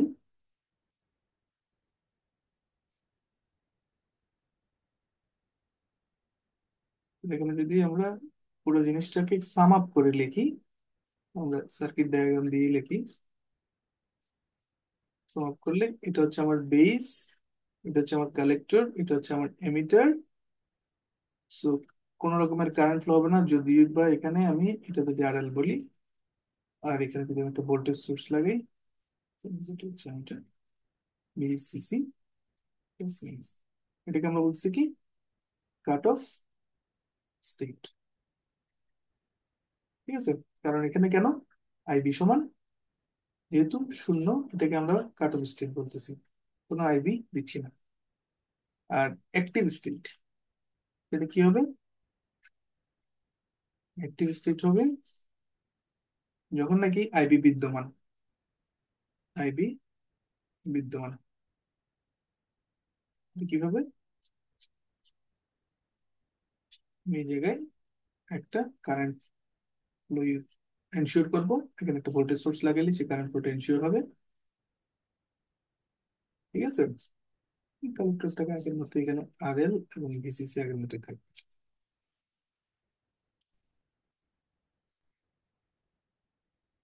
কালেক্টর, এটা আমার বেস, এটা আমার এমিটার, এটা হলো আমার আরবি, আর এটা হচ্ছে আমার সেই ভিবি প্লাস মাইনাস। তো এইভাবে আমরা কি করতে পারি, ট্রানজিস্টর কাট অফ স্টেট থেকে অ্যাক্টিভ স্টেটে সুইচ করতে পারি এই আইবিটা দিয়ে। ক্লিয়ার? আর এটা কেন হয় তার ফিজিক্যাল রিজনিংটা আমরা একটু আগেই দেখছি। আর তোমরা পাশের ওই যে অ্যানিমেশনটা আমি আবার রাখছি, ওটা থেকে তোমরা আসলে বুঝে যাবে কি হচ্ছে আসলে ঘটনা। তো যে হিসেবে এখন ট্রানজিস্টর কিভাবে কাজ করে সেটা দেখি। তোমরা রাস্তাঘাটে অবশ্যই এরকম স্ট্রিট ল্যাম্প দেখছো, যেগুলা দেখছো যে অন্ধকার দিন বা মেঘলা দিন এই স্ট্রিট ল্যাম্প গুলো জ্বলতেছে, কিংবা সন্ধ্যা হয়ে গেছে তখন স্ট্রিট ল্যাম্প গুলো জ্বলা শুরু করছে, সারাদিন জ্বলে নেই। সূর্যালোক থাকলে এগুলো জ্বলে না, সূর্যালোক ডিম হয়ে গেলে বা খুব মেঘলা দিন বা খুব অন্ধকার দিন হয়ে গেলে সেটা জ্বলে। আর নাহলে সন্ধ্যার সময় এটা জ্বলতে শুরু করে, কিন্তু অটোমেটিক, অর্থাৎ কেউ গিয়ে সুইচটা টিপে দেয় না। কিভাবে কাজ করে এগুলো, সেগুলো কিভাবে কাজ করে আসলে সেগুলা? এই স্ট্রিট ল্যাম্প গুলো। এগুলা মূলত এই ট্রানজিস্টর যেটা তোমরা শিখছো, সুইচ হিসেবে ট্রানজিস্টরের একটা উদাহরণ হচ্ছে এই স্ট্রিট ল্যাম্প গুলা। সাপোজ এটা বেস, এটা কালেক্টর, এটা হচ্ছে আমার এমিটার। তো এই ট্রানজিস্টরে, সাপোজ এই হচ্ছে আমার স্ট্রিট ল্যাম্পটা, এই ল্যাম্পের ভিতরে এরকম একটা ট্রানজিস্টর আছে, যেখানে এই আর এলটা হইতেছে আসলে এই বাতির যে রেজিস্ট্যান্স আছে সেটা, বা বাতিটাই হচ্ছে আর এল ধরলাম। এখানে একটা ভিসিসি থাকবে, যে ভোল্টেজ সোর্স, এখানে মনে করলাম ব্যাটারি, সোলার পাওয়ার ব্যাটারি থাকবে, এই যে উপরে দেখছো সোলার প্যানেল আছে, সোলার পাওয়ার ব্যাটারি থাকবে ভিতরে বিসিসি। আর সূর্যালোক থাকলে, অর্থাৎ সানলাইট যদি উপস্থিত থাকে, তো এখানে একটা সেন্সর থাকবে অবশ্যই। সেন্সর ডিটেক্ট করবে আসলে কি বাতিতে সানলাইট পড়ছে, বা সোলার প্যানেলে সানলাইট এসে পড়তেছে। সে তখন এখানে আইবিটাকে জিরো করে রাখবে, দেয়ার ইজ নো আইবি, অর্থাৎ বেসে কোনো কারেন্ট দিবে না সে। বেজে কোনো কারেন্ট না দিলে যেভাবে কানেকশন থাকুক না কেন, আমাদের কি জানি, বেজে কারেন্ট যদি না দিই এটাকে আমরা বলি কাট অফ স্টেট। কাট অফ স্টেট মানে কি, বাতির ভিতর দিয়ে কোনো কারেন্ট ফ্লো হয় না, কারণ আইসিটা তখন জিরো, কাট অফ স্টেট। ঠিক আছে। এখন এই বাতিতে, ল্যাম্পে কোনো সানলাইট নেই, মনে করলাম এটা ডার্ক।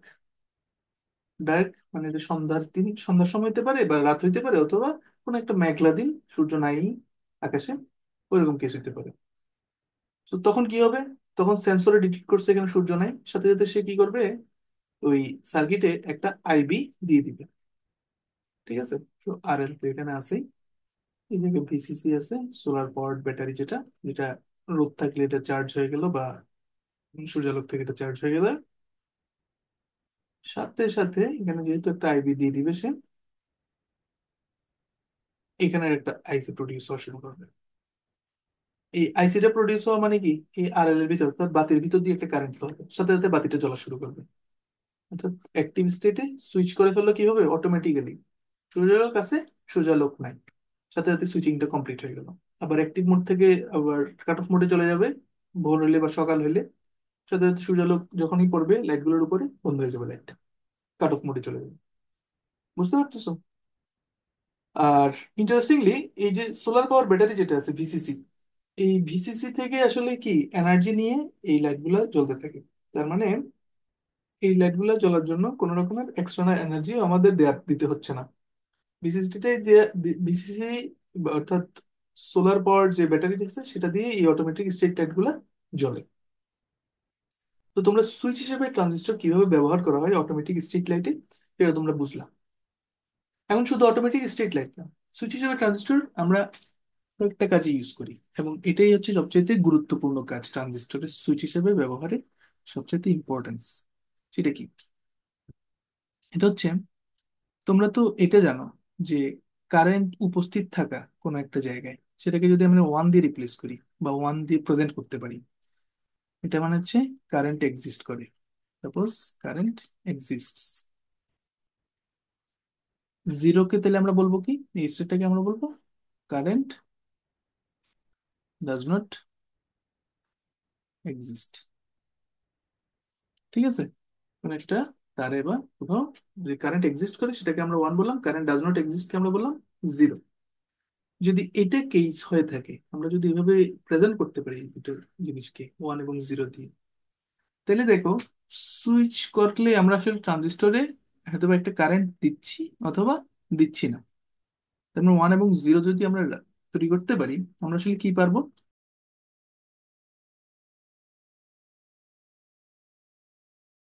এই সুইচ হিসেবে ট্রানজিস্টরকে আমরা তৈরি করতে পারবো। এখন সুইচ যদি তৈরি হয়, তাহলে তুমি দেখো সুইচের বিভিন্ন কম্বিনেশন আছে, যেমন ফর এক্সাম্পল এরকম যদি দুটো প্যারালাল সুইচ তৈরি করতে পারি ট্রানজিস্টর দিয়ে, অটোমেটিক সুইচ, তাহলে আমরা এদিকে কি তৈরি করতে পারি, একটু যদি আমরা ভি আউটপুট দিই, সাপোজ এটা রেজিস্ট্যান্সের ভিতর দিয়ে আমরা ভি আউটপুটটা নিচ্ছি সে, মানে এই রেজিস্ট্যান্সের ভিতরে কারেন্ট গেলে আমি এখানে আউটপুটটা পাবো। ওকে। এখানে একটা ভোল্টেজ আছে, এটা আমার ভি ইনপুট। তাহলে এটা আসলে কি, সুইচের এই দুটো সুইচ প্যারালালি দিয়ে আসলে আসলে আমরা আসলে প্রকারান্তরে কি তৈরি করছি, আমরা একটা অর গেট তৈরি করছি, একটা অর গেট তৈরি করছি। ঠিক আছে। কারণ যে কোনো একটা অন করলেই আসলে কি হবে, ভি আউটটা তৈরি হবে। তার মানে আমরা ইনপুট, এগুলো হচ্ছে আমাদের সেই ইনপুট গুলা, ইনপুটের যদি সুইচিং কর মানে ইনপুট গুলা আসলে সুইচ স্টেটমেন্ট যদি আমরা চিন্তা করি, মানে ইনপুটে আমরা হয় ওয়ান, মানে ইনপুটে কারেন্ট আছে, অথবা জিরো, সুইচটা খোলা, ভি আউটপুটের একটা ভ্যালু পাই। ঠিক আছে, ভি আউটপুট হয় জিরো অথবা ওয়ান, একটা ভ্যালু পাবো। তার মানে আসলে কি পাবো, এই গেট প্রডিউস করতে পারতেছি আমরা এই সুইচ থেকে। নট অনলি অর গেট, আমরা অন নট গেট, নর গেট, এন্ড গেট, যাবতীয় সব গেট প্রডিউস করতে পারবো আসলে। এখন গেট যদি প্রডিউস করতে পারি, দেখো আমি একটা ফ্লো চার্টের মতো তোমাকে দেখাচ্ছি। ধরলাম ট্রানজিস্টর এস এ সুইচ। হ্যাঁ, সেটা আসলে কি তৈরি করা যাচ্ছে সেখান থেকে? গেট তৈরি করতে পারতেছি আমরা, লজিক গেট। লজিক গেট যদি তৈরি করতে পারি, তোমরা অলরেডি জানো, লজিক গেট তৈরি করা মানে লজিক গেট দিয়ে আমরা অ্যাডার তৈরি করতে পারি। অ্যাডার মানে কি? সংখ্যার যোগ করা, যেটা বাইনারি সংখ্যার যোগ, যেটা যে ডিভাইসটা দিয়ে করে, সেই অ্যাডার আমরা তৈরি করতে পারি। ঠিক আছে, তোমরা হাফ অ্যাডার, ফুল অ্যাডার অথবা তোমাদের আইসিটি বই শিখছো, বা এই চ্যাপ্টারেও তোমরা শিখবা, ট্রানজিস্টরের যে চ্যাপ্টার সেমিকন্ডাক্টরও তোমরা শিখবা। তাহলে লজিক গেট দিয়ে যদি আমরা অ্যাডার তৈরি করতে পারি, দুটো সংখ্যার যোগ কিভাবে তৈরি করা যায় সেটা যদি আমরা তৈরি করতে পারি, তাহলে সংখ্যার যোগ, ইন্টারেস্টিংলি, তুমি যদি সংখ্যার যোগ করতে পারো, তাহলে আসলে তুমি সংখ্যার বিয়োগ, গুণ, ভাগ সবকিছু করতে পারবে। কেন জানো? কারণ হচ্ছে সবকিছু আসলে আসে কি, যোগ, যোগ থেকে। যেমন 2+2, এটা একটা যোগের অপারেশন, এটা মানে ফোর, কথার কথা। 2 - 1 যদি আমরা বলি, এটা আসলে কি, দুইয়ের সাথে যোগ করবো আসলে কি, -1। বুঝতে পারছো? তার মানে বিয়োগ আসলে এক ধরনের যোগ। আর গুণ যে যোগ, এটা তো তোমরা সবাই জানো, 2 × 5 মানে আসলে কি, পাঁচটা দুই তুমি যোগ করতেছো। ঠিক আছে, ভাগও আসলে কি, যোগ। কিভাবে দেখো, সাপোজ 50-কে তুমি 16 দিয়ে ভাগ করছো। 50-কে 16 দিয়ে ভাগ করে আসলে কি, 50 থেকে তুমি কতবার 16 বিয়োগ করতে পারতেছো? 50 থেকে 16 একবার বিয়োগ করতে পারতেছি, দুইবার বিয়োগ করতে পারতেছি, তিনবার বিয়োগ করতে পারতেছি। তার মানে হচ্ছে এটার ভাগফল হচ্ছে 3। আর এখানে বিয়োগ করার পরে যেটা অবশিষ্ট থাকবে, অর্থাৎ আর বিয়োগ যদি করতে না পারি, তাহলে যেটা অবশিষ্ট থাকবে সেটা হচ্ছে আমার ভাগশেষ। বুঝতে পারতেছো? তাহলে ভাগফল 3 আর ভাগশেষ হচ্ছে 2। তাহলে আমরা দেখতে পাচ্ছি আসলে ভাগও এক ধরনের বিয়োগ, বিয়োগ মানে আমরা শিখছি বিয়োগ এক ধরনের যোগ, তাহলে ভাগও আসলে এক ধরনের যোগ। তাহলে তুমি যদি অ্যাডার তৈরি করতে পারো, তাহলে আসলে তুমি সব ধরনের অপারেশন করতে পারবা, এরিথমেটিক অপারেশন। তার মানে অ্যাডার তৈরি করা মানে কি, এরিথমেটিক যত রকমের অপারেশন পসিবল সবগুলোই আমরা করতে পারতেছি। কারণ এরিথমেটিক অপারেশন মানে কি, যোগ বিয়োগ গুণ ভাগ। এরিথমেটিক অপারেশন যদি আমরা করে ফেলতে পারি, তাহলে আসলে কি, এরিথমেটিক লজিক ইউনিট বা এএলইউ ডিজাইন করতে পারবো আমরা। এখন এএলইউ ডিজাইন করতে পারা আসলে মানে কি, তুমি সিপিইউ তৈরি করে ফেলতে পারতেছো। বুঝতে পারতেছো? এএলইউ তৈরি করা মানে আসলে কি, সিপিইউ তৈরি করে ফেলতে পারে। কারণ সিপিইউ আসলে কি, সেন্ট্রাল প্রসেসিং ইউনিট কোন একটা কম্পিউটারের, সেটার লজিক্যাল পার্টটা ডিল করে হচ্ছে এই ALU, arithmetic logic unit.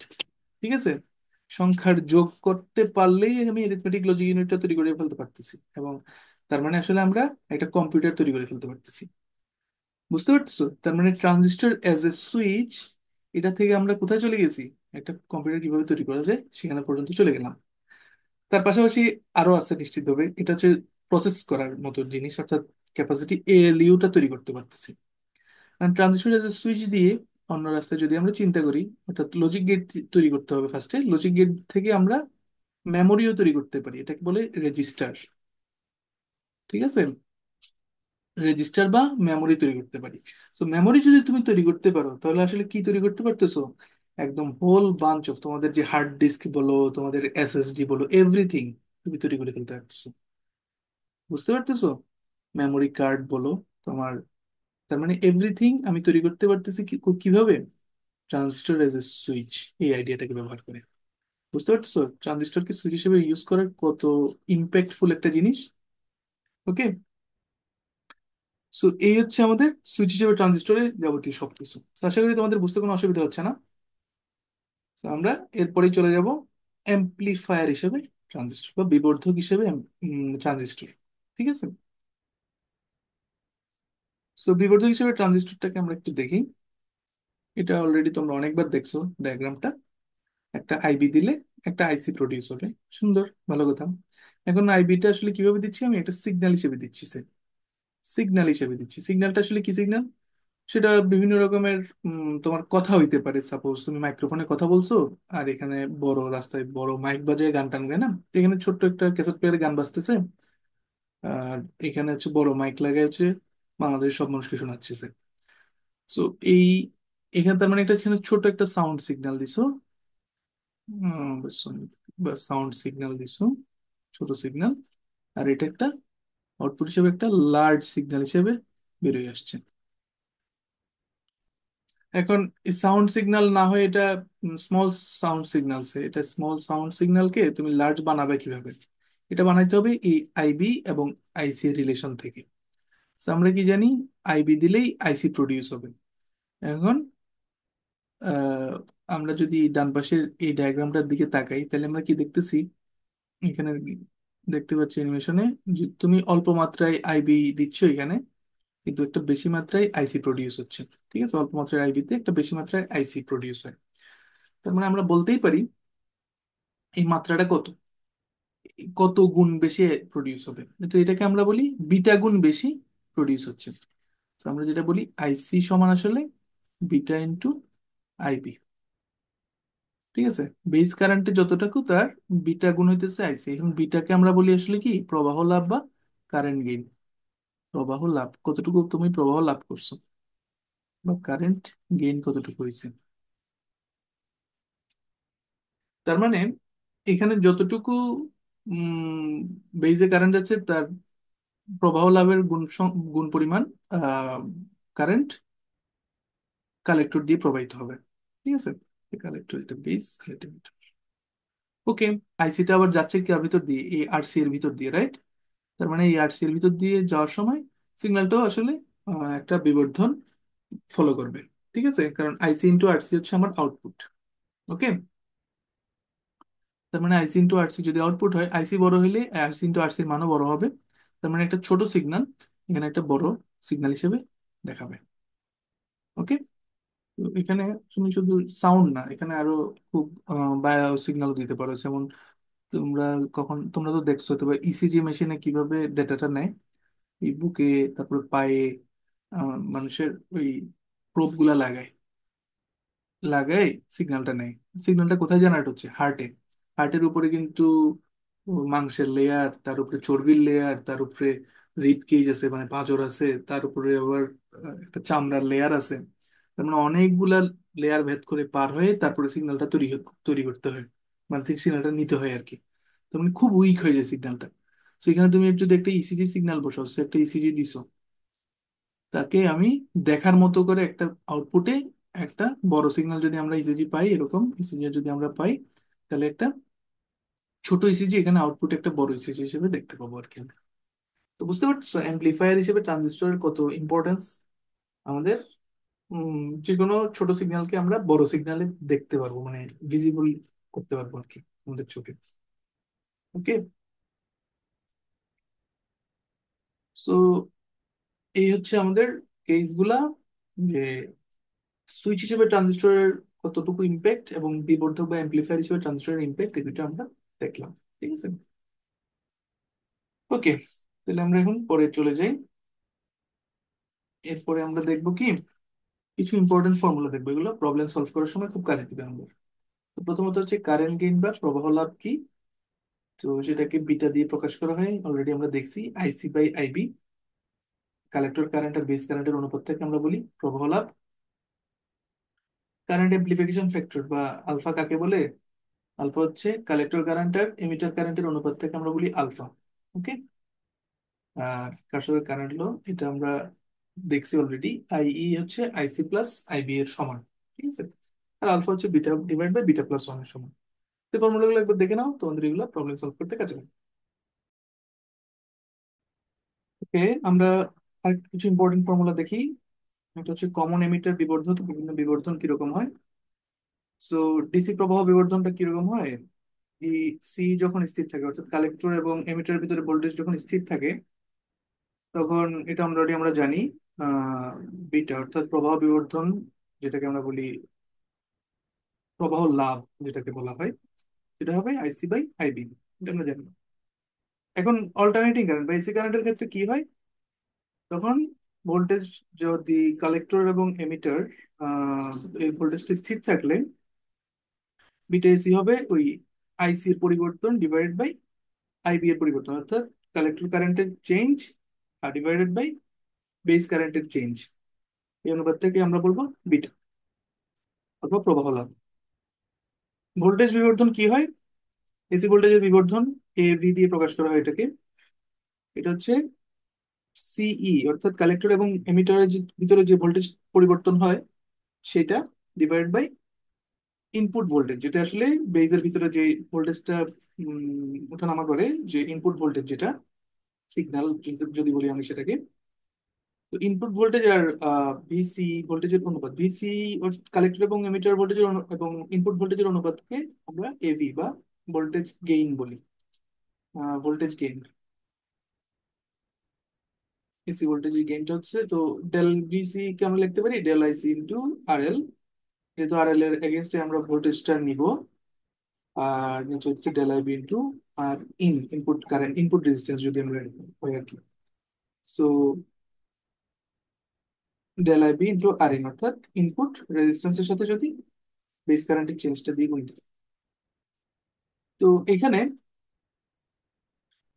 Del IC by del IB এটাকে আসলে বিটা বলা হয়, যেহেতু এখানে অলরেডি দেখে ফেলছি আমরা বিটা।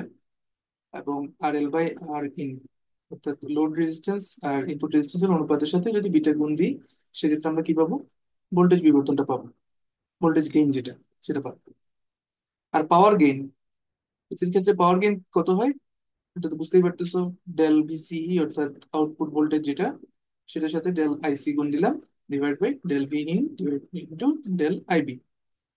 তো ultimately output voltage into output কারেন্টের চেঞ্জ, এইটা divide by input voltage change into input কারেন্টের চেঞ্জ। তো এই পার্টিকুলার এটা টার্ম মানে হচ্ছে আসলে বিটা, আর এটা মানে হচ্ছে আসলে এবি। তো এবিটা অলরেডি আমরা দেখছি beta into R L by R in, বা output resistance by input resistance. তো বিটা এসি এখানে একটা আছে, আর এবির ভিতরে এই বিটা এসিটা আছে, তো দুইটা মিলে হচ্ছে এটা স্কোয়ার হলো, আর ওই রেজিস্ট্যান্সের অনুপাত দুইটা রইলো।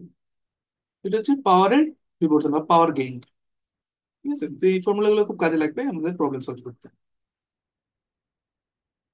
এখন আমরা দেখবো different kind of connections and their usages, অর্থাৎ ট্রানজিস্টরকে তো আমরা বিভিন্ন ভাবে কানেক্ট করতে পারি। তো এই কানেকশন গুলোর বিভিন্ন নাম আছে, তো সেগুলোর কোনটা কিরকম কানেকশন এবং তার ব্যবহার গুলো আমরা এখন দেখবো। এবং প্রথমে হইতেছে কমন এমিটার কানেকশন বা সাধারণ নিঃসারক। কমন এমিটার বলার কারণ কি? কমন এমিটার বলার কারণ হচ্ছে এই যে এখানে কানেকশনটা কিভাবে তৈরি হয়। Emitter is common to both input and output. Input এবং আউটপুটে এমিটারটা কমন পড়ে। ঠিক আছে, এই কারণে এটা কমন এমিটার। যেমন দেখো এখানে এমিটারটা কমন। এখন ইনপুট আউটপুট কোত্থেকে নিচ্ছ এটার উপর ডিপেন্ড করবে এটার নামটা আসলে কি। ইনপুটটা যদি বেজ আর এমিটারের ভিতরে নাও, তাহলে আমরা এটা বলবো কি কমন। আর আউটপুটটা যদি কালেক্টর এবং এমিটারের ভিতরে নাও, তাহলে আমরা বলবো এটাকে কমন এমিটার। ওকে, কারণ এমিটারটা ইনপুট এবং আউটপুট দুটোর জন্যই কমন আছে। তার মানে এই যে আমরা তখন ধরে আসলে কমন এমিটারটাই দেখে আসছিলাম আমাদের আগে, মানে যা যা দেখছি অলরেডি এই চিত্রেও আমরা তাই দেখছিলাম, এটা আসলে কমন এমিটারই। কারণ ইনপুটটা আমরা বেজে দিচ্ছিলাম, আউটপুটটা কালেক্টর থেকে নিচ্ছিলাম। ওকে, তার মানে এমিটার এবং কালেক্টরের ভিতরে আমরা আউটপুট নিচ্ছি, এমিটার এবং বেজের ভিতরে আমরা ইনপুটটা নিচ্ছি, এই কারণে এটা কমন এমিটার। তো এটার ইউসেজ এমপ্লিফায়ার হিসেবে খুব ইউজ করা হয়। অডিও এমপ্লিফায়ার, যেটা অলরেডি বলছি, সাউন্ড এমপ্লিফায়ার যে মাইক বাজানো যেটা, আর এফ রেডিও ফ্রিকোয়েন্সি তে এমপ্লিফাই করা, সেন্সর হিসেবে এগুলো ব্যবহার করা হয়। সুইচিং সার্কিটস, এটা তো খুবই খুবই খুবই গুরুত্বপূর্ণ অন অফ অ্যাপ্লিকেশনস গুলোতে। হ্যাঁ, আর অসিলেটরস হিসেবে ব্যবহার করা হয়। তো আমরা কমন এমিটারের কানেকশন এবং ব্যবহারগুলো দেখলাম। তারপরে হচ্ছে কমন বেস বা সাধারণ পিট কানেকশন। কি বলছে দেখো, বেসটা হচ্ছে ইনপুট এবং আউটপুট দুটার ক্ষেত্রেই কমন পড়ে। ইনপুটটা তাহলে কি এমিটার আর বেস থেকে নিব, আর আউটপুটটা নিব কালেক্টর আর বেস থেকে। ওকে, মানে ইনপুটটা দিব আমি এমিটার এবং বেজে, আর আউটপুটটা নিব কালেক্টর এবং বেজে। যদি সেরকম আমরা সার্কিট দেখি যেখানে ইনপুটটা দিচ্ছি আমি এমিটারে, এমিটার বেজের ভিতরে, আর আউটপুটটা নিচ্ছি কালেক্টর এবং বেজের ভিতরে, তখন আমরা বলবো এটাকে কমন বেজ কানেকশন। ঠিক আছে, common base, common collector, common emitter, সব রকমের হিসাবটা আসলে সার্কিট ডায়াগ্রাম গুলা নিয়ারলি সিমিলার তোমরা দেখবা। শুধুমাত্র ইনপুট আউটপুট কোথায় দিচ্ছ এবং কোথায় নিচ্ছ এটার উপর ডিপেন্ড করবে আসলে সার্কিটটার কোন কানেকশনে আছে। ওকে, এটা খালি মাথায় রাখবে। আর ব্যবহারগুলো দেখবা, জাস্ট দেখলেই হবে, তোমরা বুঝতে পারতেছো আসলে ব্যবহারগুলো কি হবে। যেমন সাধারণ পিক বা কমন বেজের জন্য হয়, এগুলো হাই ফ্রিকোয়েন্সি অ্যাম্প্লিফায়ার হিসেবে এদেরকে ব্যবহার করা হয়। ইম্পিডেন্স ম্যাচিং আর একটা হচ্ছে কারেন্ট বাফার্স, এগুলো হিসেবে ব্যবহার করা হয়। বাফার মানে হচ্ছে যে কারেন্টটা যাচ্ছিল ইনপুটে, সেই কারেন্টে সে আউটপুটে পাস করে দিবে। সেখানে দেখো ইনপুট কারেন্ট আসলে আইই, আর আউটপুট কারেন্টটা কি আইসি। তো আই এবং আইসি এর ভ্যালু কত আমরা কি জানি? আইসি আর আই এর অনুপাত হচ্ছে আমাদের আলফা। কারণ আলফাটা আসলে কি খুব ছোট হয়, কারণ আলফার ভ্যালু আসলে কি beta divide by beta plus one, এটা আমরা জানি। হুম, তো এখান থেকে যেহেতু জানি এটা, বিটা যেহেতু অনেক বেশি, তাহলে beta by beta plus one বলতে নিয়ারলি ওয়ান আর কি, আলফা ভ্যালু ওয়ানের খুব কাছাকাছি। তার মানে এখানে আইসি এবং আই কাছাকাছি ভ্যালু আর কি। সো যে কারেন্টটা ইনপুটে, সেই কারেন্টটাই আসলে কি আউটপুটে, খুব কাছাকাছি কারেন্ট আউটপুটে। তো কারেন্ট বাফার বলি এই কারণে, কমন বেসটাকে আমরা এই কারণে বলি কারেন্ট বাফার। ওকে, কারণ আইসি এবং আইটা নিয়ারলি কাছাকাছি বিধায় কারেন্ট বাফার বলি। কারণ বাফার মানে হচ্ছে পার করে দেয় আর কি। ঠিক আছে, input current output current. Common collector দেখি। কমন কালেক্টরের ক্ষেত্রে কি হয়, কালেক্টরটা থাকবে কি কমন, তার মানে ইনপুটটা নিব আমরা বেজ এবং কালেক্টরের ভিতরে, আর আউটপুটটা নিব এমিটার এবং কালেক্টরের ভিতরে। তো এই যে দেখো, এটা হচ্ছে আমার কালেক্টর, এটা আমার বেজ, এটা আমার এমিটার। তাহলে ইনপুটটা নিচ্ছি আমি বেজ আর কালেক্টরের ভিতরে। এখানে আমরা দেখতেছি ইনপুটটা নিচ্ছি আমি বেজ এবং কালেক্টরের ভিতরে, আর আউটপুটটা নিচ্ছি আমাদের, ইনপুটটা দিচ্ছি বেজ আর কালেক্টরের ভিতরে, আউটপুটটা দিচ্ছি এমিটার আর কালেক্টরের ভিতরে। এটাকে আমরা বলি কমন কালেক্টর কানেকশন। এর ব্যবহারটা আসলে ভোল্টেজ বাফার হিসেবে ব্যবহার করা হয়, পাওয়ার এমপ্লিফায়ার হিসেবে ব্যবহার করা হয়, আর কারেন্ট এমপ্লিফায়ার হিসেবে এটাকে ব্যবহার করা হয়। কিন্তু এমপ্লিফায়ার হিসেবে যদি তুমি ব্যবহার করতে, মোস্টলি ইউজড এমপ্লিফায়ার আসলে কমন এমিটারটা। কমন এমিটারটা, এটার কারণ আছে। কারণ আমরা একটু কম্পারিজনের একটা লিস্ট বানাচ্ছি, এখানে লিস্টের মধ্যে দেখলে আমরা বুঝতে পারবো। ওই প্রথম দুটো তোমাদেরকে অলরেডি বলছি, কারেন্ট কানেকশনের ইনপুট কোথায় কোথায় আর আউটপুট কোথায় কোথায়। কমন এমিটারের ক্ষেত্রে বেজ এমিটার ইনপুট, আর কালেক্টর এমিটার হচ্ছে আউটপুট। এমিটারটা কমন, যে এমিটারটা কমন পড়ছে, আর বেজের জন্য বেজটা কমন, আর কালেক্টরের জন্য কালেক্টরটা এখানে কমন হচ্ছে ইনপুট এবং আউটপুটে। আর কারেন্ট গেইন, মানে কারেন্ট বিবর্ধন করতেছে কিনা, কমন এমিটারের ক্ষেত্রে খুব হাইলি, যেহেতু বিটা খুব হাই, কমন বেজের জন্য ক্লোজ টু ওয়ান। ঠিক আছে, মানে কারেন্ট বাফার করে দিচ্ছে। কিন্তু কমন কালেক্টরের ক্ষেত্রে আবার কারেন্ট গেইনটা থাকে, হাই থাকে। ভোল্টেজ গেইন কমন এমিটারের ক্ষেত্রে হাই, কিন্তু কমন বেজের ক্ষেত্রে ভোল্টেজ গেইনটা হাই, কিন্তু কারেন্ট গেইনটা আবার জিরো থাকে। কারেন্ট গেইনটা আবার নিয়ারলি ওয়ান থাকে, মানে কারেন্টটাকে জাস্ট পার করে দিয়ে কোনো রকম বিবর্ধন করতে পারে না। কিন্তু কমন কালেক্টরে দেখা যায় ভোল্টেজ গেইনটা নিয়ারলি ওয়ান, মানে ভোল্টেজটা বাফার করে দেয়, কারেন্ট গেইন থাকলেও ভোল্টেজটা বাফার করে দেয়। তো কারেন্ট এবং ভোল্টেজ উভয় গেইন পাই আসলে আমরা কোথায়? কমন এমিটারে। কমন এমিটারেই আমরা কি কারেন্ট এবং ভোল্টেজ দুটারই আমরা গেইন দেখতে পাই। তো দুইটার গেইন যেহেতু এখানে দেখতে পাই, আমরা মানে এমপ্লিফায়ার হিসেবে সাধারণত এই ব্যবহার করার জন্য কমন এমিটারটা চুজ করে নিই আর কি, অ্যাটলিস্ট সিম্পলার সার্কিট গুলোতে। ফেজ শিফট, তোমাদের যদি অল্টারনেটিং কারেন্ট পড়ো তাহলে বুঝতে পারবা ফেজ শিফট আসলে কি। তো কমন বেজের ক্ষেত্রে ফেজ শিফট আসলে হয় না, যে ফেজে ইনপুটে আসতেছে কারেন্ট, সে একই ফেজে আউটপুটে কারেন্ট। কমন কালেক্টরের ক্ষেত্রেও কোনো রকমের ফেজ শিফট হয় না, যে ফেজে ইনপুট কারেন্ট সেই একই ফেজে আউটপুট কারেন্ট। কিন্তু কমন এমিটার, সেক্ষেত্রে 180 ডিগ্রি, সরি, কমন এমিটারের ক্ষেত্রে আমরা দেখছি একটা ফেজ শিফট আছে, এবং ইনপুট কারেন্টটা যদি হয় মনে করলাম সাইন ওমেগা টি, আউটপুট হবে মাইনাস সাইন ওমেগা টি, এই ধরনের আর কি। এবং 180 ডিগ্রি ফেজ শিফট হয়।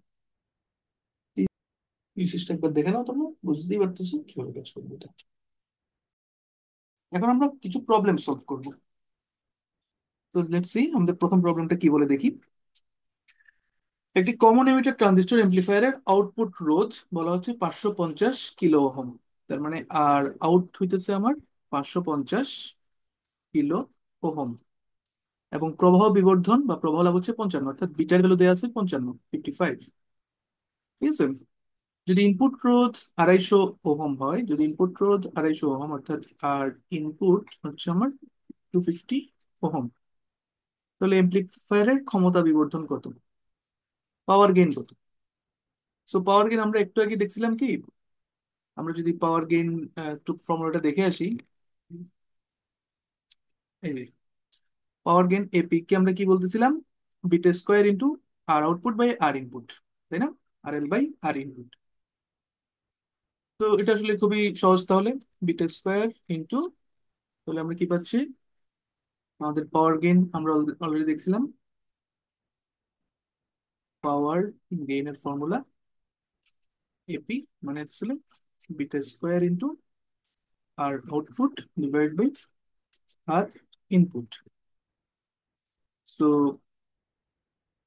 আর out divide by R in যদি আমরা বলি, আর আউট হচ্ছে 550 কিলো ওহম, আর বিটার ভ্যালু হচ্ছে 55, তার মানে 55 স্কোয়ার ইন্টু 550 কিলোর কারণে 10⁻³ হবে, ডিভাইডেড বাই আর ইনপুট হচ্ছে 250। সো এই অনুপাতটা কত আমরা চেক করে দেখি, ক্যালকুলেট করি। আসেন 6.655 ইন্টু 10⁻⁶। সো এই হচ্ছে আমাদের পাওয়ার গেইন। ঠিক আছে, সেটা রিলেটিভলি সহজ অঙ্ক। তো আমরা বুঝতে পারছি ফর্মুলা জানা থাকলে আমরা খুব সহজেই প্রবলেমগুলো সলভ করি। তো আমরা নেক্সট প্রবলেমের দিকে যাই। পরের প্রবলেম কি বলে দেখি। তো এই প্রবলেমটা বুয়েট ভর্তি পরীক্ষায় আসছিল। প্রবলেমটা কি বলে দেখি, নিচের বর্তনীটির কালেক্টর বিভব ভিসি এর মান বের করো। ভিসি মানে আসলে এই বিন্দু, কালেক্টর বিন্দুতে ভোল্টেজটা কত, ভিসি এর মানটা বের করতে বলছি যখন ট্রানজিস্টরটি অ্যাক্টিভ মোডে আছে। অ্যাক্টিভ মোডে ক্রিয়াশীল থাকলে কি হতো জানি আমরা, যে বেইস এবং এমিটারটা থাকে কি ফরওয়ার্ড বায়াসে। তার মানে বেইস এমিটার ফরওয়ার্ড বায়াস, যেহেতু active mode, base emitter forward bias. আর কালেক্টর এবং বেইস থাকবে রিভার্স বায়াসে, কালেক্টর এবং বেইস থাকবে, বেস কালেক্টর থাকবে রিভার্স বায়াসে, রিভার্স বায়াস এটা আমরা জানি। তো যাই হোক, আহ এটা অ্যাক্টিভ মোডের, অ্যাক্টিভ মোড থেকে আসলে এই জিনিসটা আমরা বুঝলাম।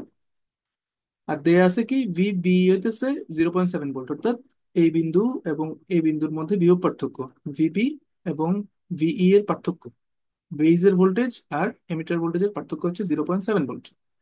আর বিটা যেটা প্রবাহ লাভ, সেটা হইতেছে 100। তো আমরা প্রবলেমটা সলভ করি। এখানে যেহেতু কি আছে, বেজ এমিটারটা আছে ফরওয়ার্ড বায়াসে, সো আমরা এই কনসেপ্ট এখন ইউজ করব কিভাবে দেখি। এই যে এখানে একটা লুপ আমরা দেখতে পাচ্ছি, সবসময় মনে রাখবা যখনই এরকম অ্যাক্টিভ মোডে থাকবে তুমি এই বেজ এমিটারের ভিতরে এখানে একটা লুপ যেটা দেখতে পাচ্ছ, এই লুপটাতে আমরা কি করব, আমরা একটা কারশফের ভোল্টেজ ল অ্যাপ্লাই করব।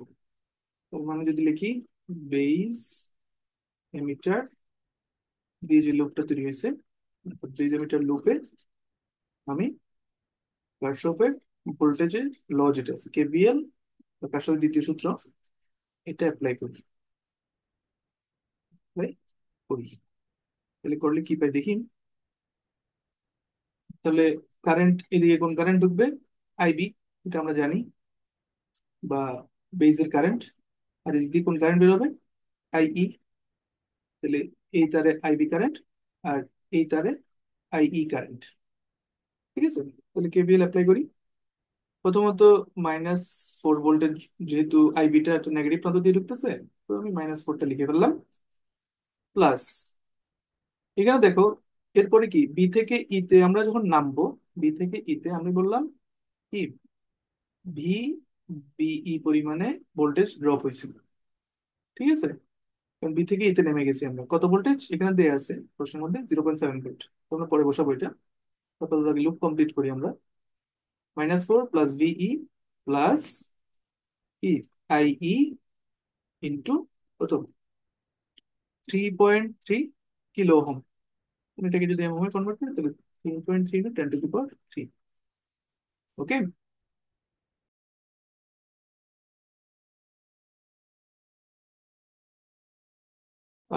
তাহলে এই লুপটা ঘুরে এখানে গিয়ে এখানে কমপ্লিট হয়ে যাচ্ছে, তার মানে আর কিছু নাই, ইকুয়ালস টু 0।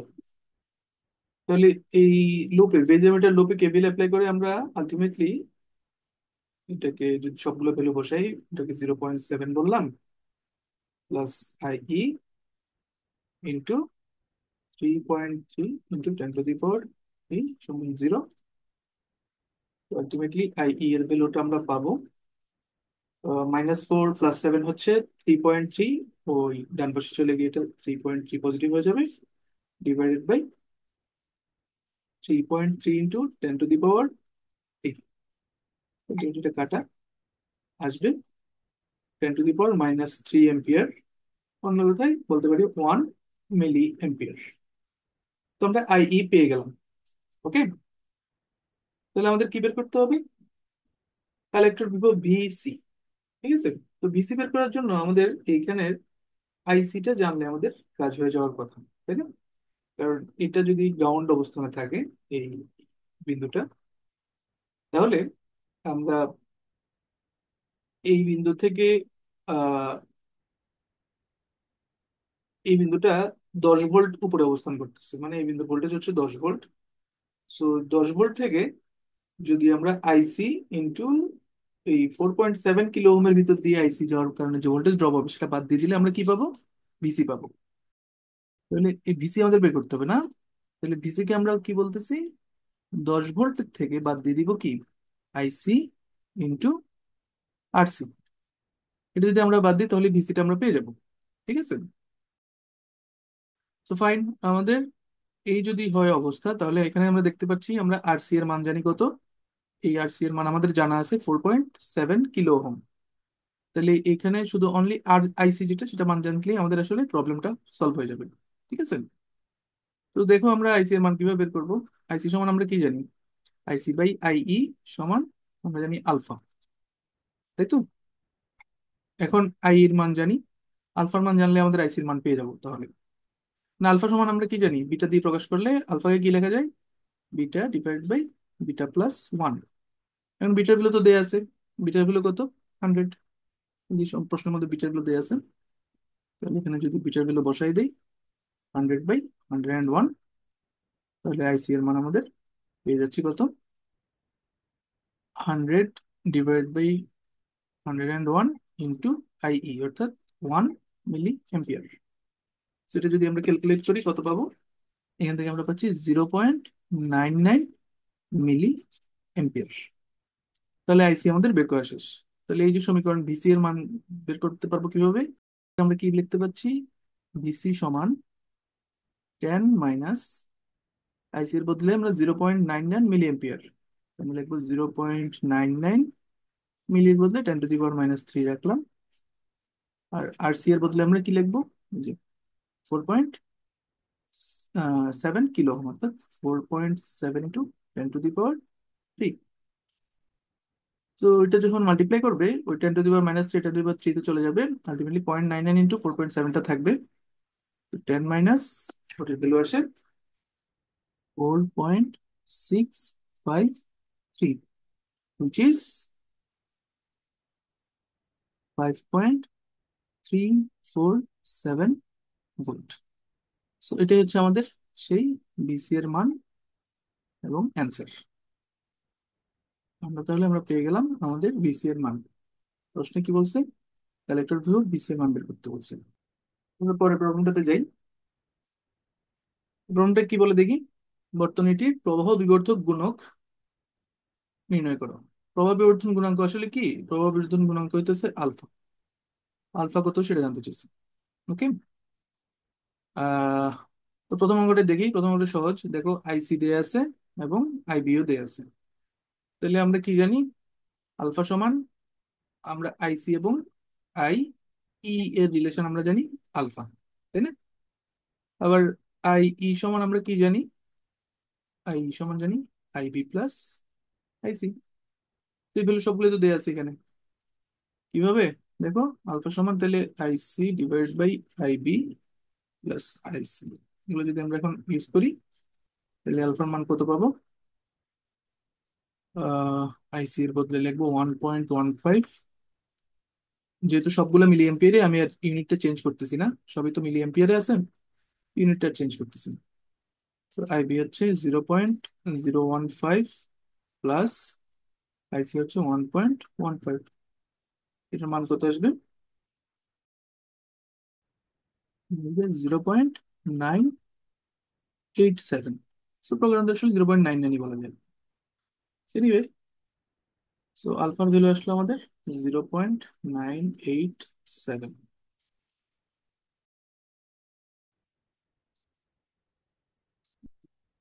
এক নম্বর অঙ্কের কমপ্লিট। দুই নাম্বারটা দেখি। দুই নাম্বারটা একটু ট্রিকি, তো বুঝতে হবে আমাদের। তো দুই নাম্বার কি বলছে দেখি। ট্রানজিস্টর আর এল, অর্থাৎ এইটা দুই প্রান্তের তরঙ্গ চিত্র। আমরা যদি এখানে যদি ভি আউটপুট নেই, মানে এই ভি যেটা পাওয়া যাবে সেটা ওয়েভ, যেটা মনে করলাম এখানে জাস্ট ওই ওয়েভটা আছে, এটা কি সেম ওয়েভ পাওয়া যাবে কিনা এটাই জানতে চাইছে আসলে। আসলে তিন জায়গায় ওয়েভটা জানতে চাইছে। বলছে আর এল এর দুই প্রান্তের তরঙ্গ চিত্র সিই। সি মানে কোনটা? সি বিন্দু মানে হচ্ছে এটা, এইটা আর এইটা। ই বিন্দু তো এটা, এটা তো এই বিন্দু। তো এই বিন্দু আর এই বিন্দুর মধ্যে বিভব পার্থক্য যেটা, ওয়েভ যেটা আসবে সেটা, আর বি এবং ই অর্থাৎ এই বিন্দু এবং এই বিন্দু, অর্থাৎ এটা, এই দুই প্রান্তের বিভবের যে তরঙ্গ চিত্র এটা। তার মানে তিনটা ওয়েভ আমাকে আসলে বলছে সমান সেম কিনা, এটা কি একই হবে? মানে অর্থাৎ এই ওয়েভটা, মানে এটার এগেনস্টে যে ওয়েভ পাওয়া যাবে সেটা, যে লেখচিত্রে যদি আমরা আঁকি, এটার দুই প্রান্তে বিভবে যে ওয়েভটা পাওয়া যাবে সেটা, অথবা সি এবং ই এই দুই প্রান্তের বিভব যেটা পাওয়া যাবে লেখচিত্রে সেটা, বি এবং ই এই দুই প্রান্তের বিপরীতে যে বিভব পার্থক্য যে লেখচিত্র পাওয়া যাবে সেটা, এই তিনটা লেখচিত্র কি একই হবে? এই তিনটা তরঙ্গের চিত্র কি একই হবে? So, এখন আমরা দেখি ওয়ান বাই ওয়ান। প্রথমত, বি এবং ই অর্থাৎ বেজ এবং এমিটার, এই দুইটার মধ্যে যে ওয়েভই আসুক না কেন, এটা আসলে আমার ইনপুট ওয়েভ, তাই না? এখানে একটা ভোল্টেজ আছে ডিসি ভোল্টেজ, ডিসি ভোল্টেজটার উপরে এই ইনপুট ওয়েভটা থাকবে আর কি। তো আমরা যদি আঁকি, তাহলে এটা এরকম থাকবে। আমরা যদি টাইম দিই এবং এই জায়গায় যদি আমি সাপোজ ভোল্টেজ দিলাম, তাকে বিপিই কে দিলাম, দিলাম। সো এটা যদি জিরো লাইন হয়, মানে এটা যদি জিরো লাইন হয়, আর এই ভোল্টেজের যদি একটা ভ্যালু থাকে, সাপোজ যে কোনো একটা ভ্যালু দিতে পারে, তার উপরে এই ইনপুট সিগন্যালটা এরকম থাকবে আর কি। ওকে। এখানে যেহেতু এসি, এসি ইনপুটটা, এটা এসি ইনপুট বলতেছি আমরা, এসি ইনপুটটা এভাবে থাকবে আর কি। বিটা এই কারণে এরকম দেখা যাবে। ওকে। এখন আসি আর এল এর দুই প্রান্তে এবং সি এর দুই প্রান্তে, দুটোই আমরা আলাদা আলাদা দেখতেছি। সো আমরা যদি টাইম একই ফ্রেমেই, আমরা টাইমের সাথে এদিকে আমরা বি আর এল এটা যদি আঁকার চেষ্টা করি, তাহলে কি দেখবো আমরা দেখি।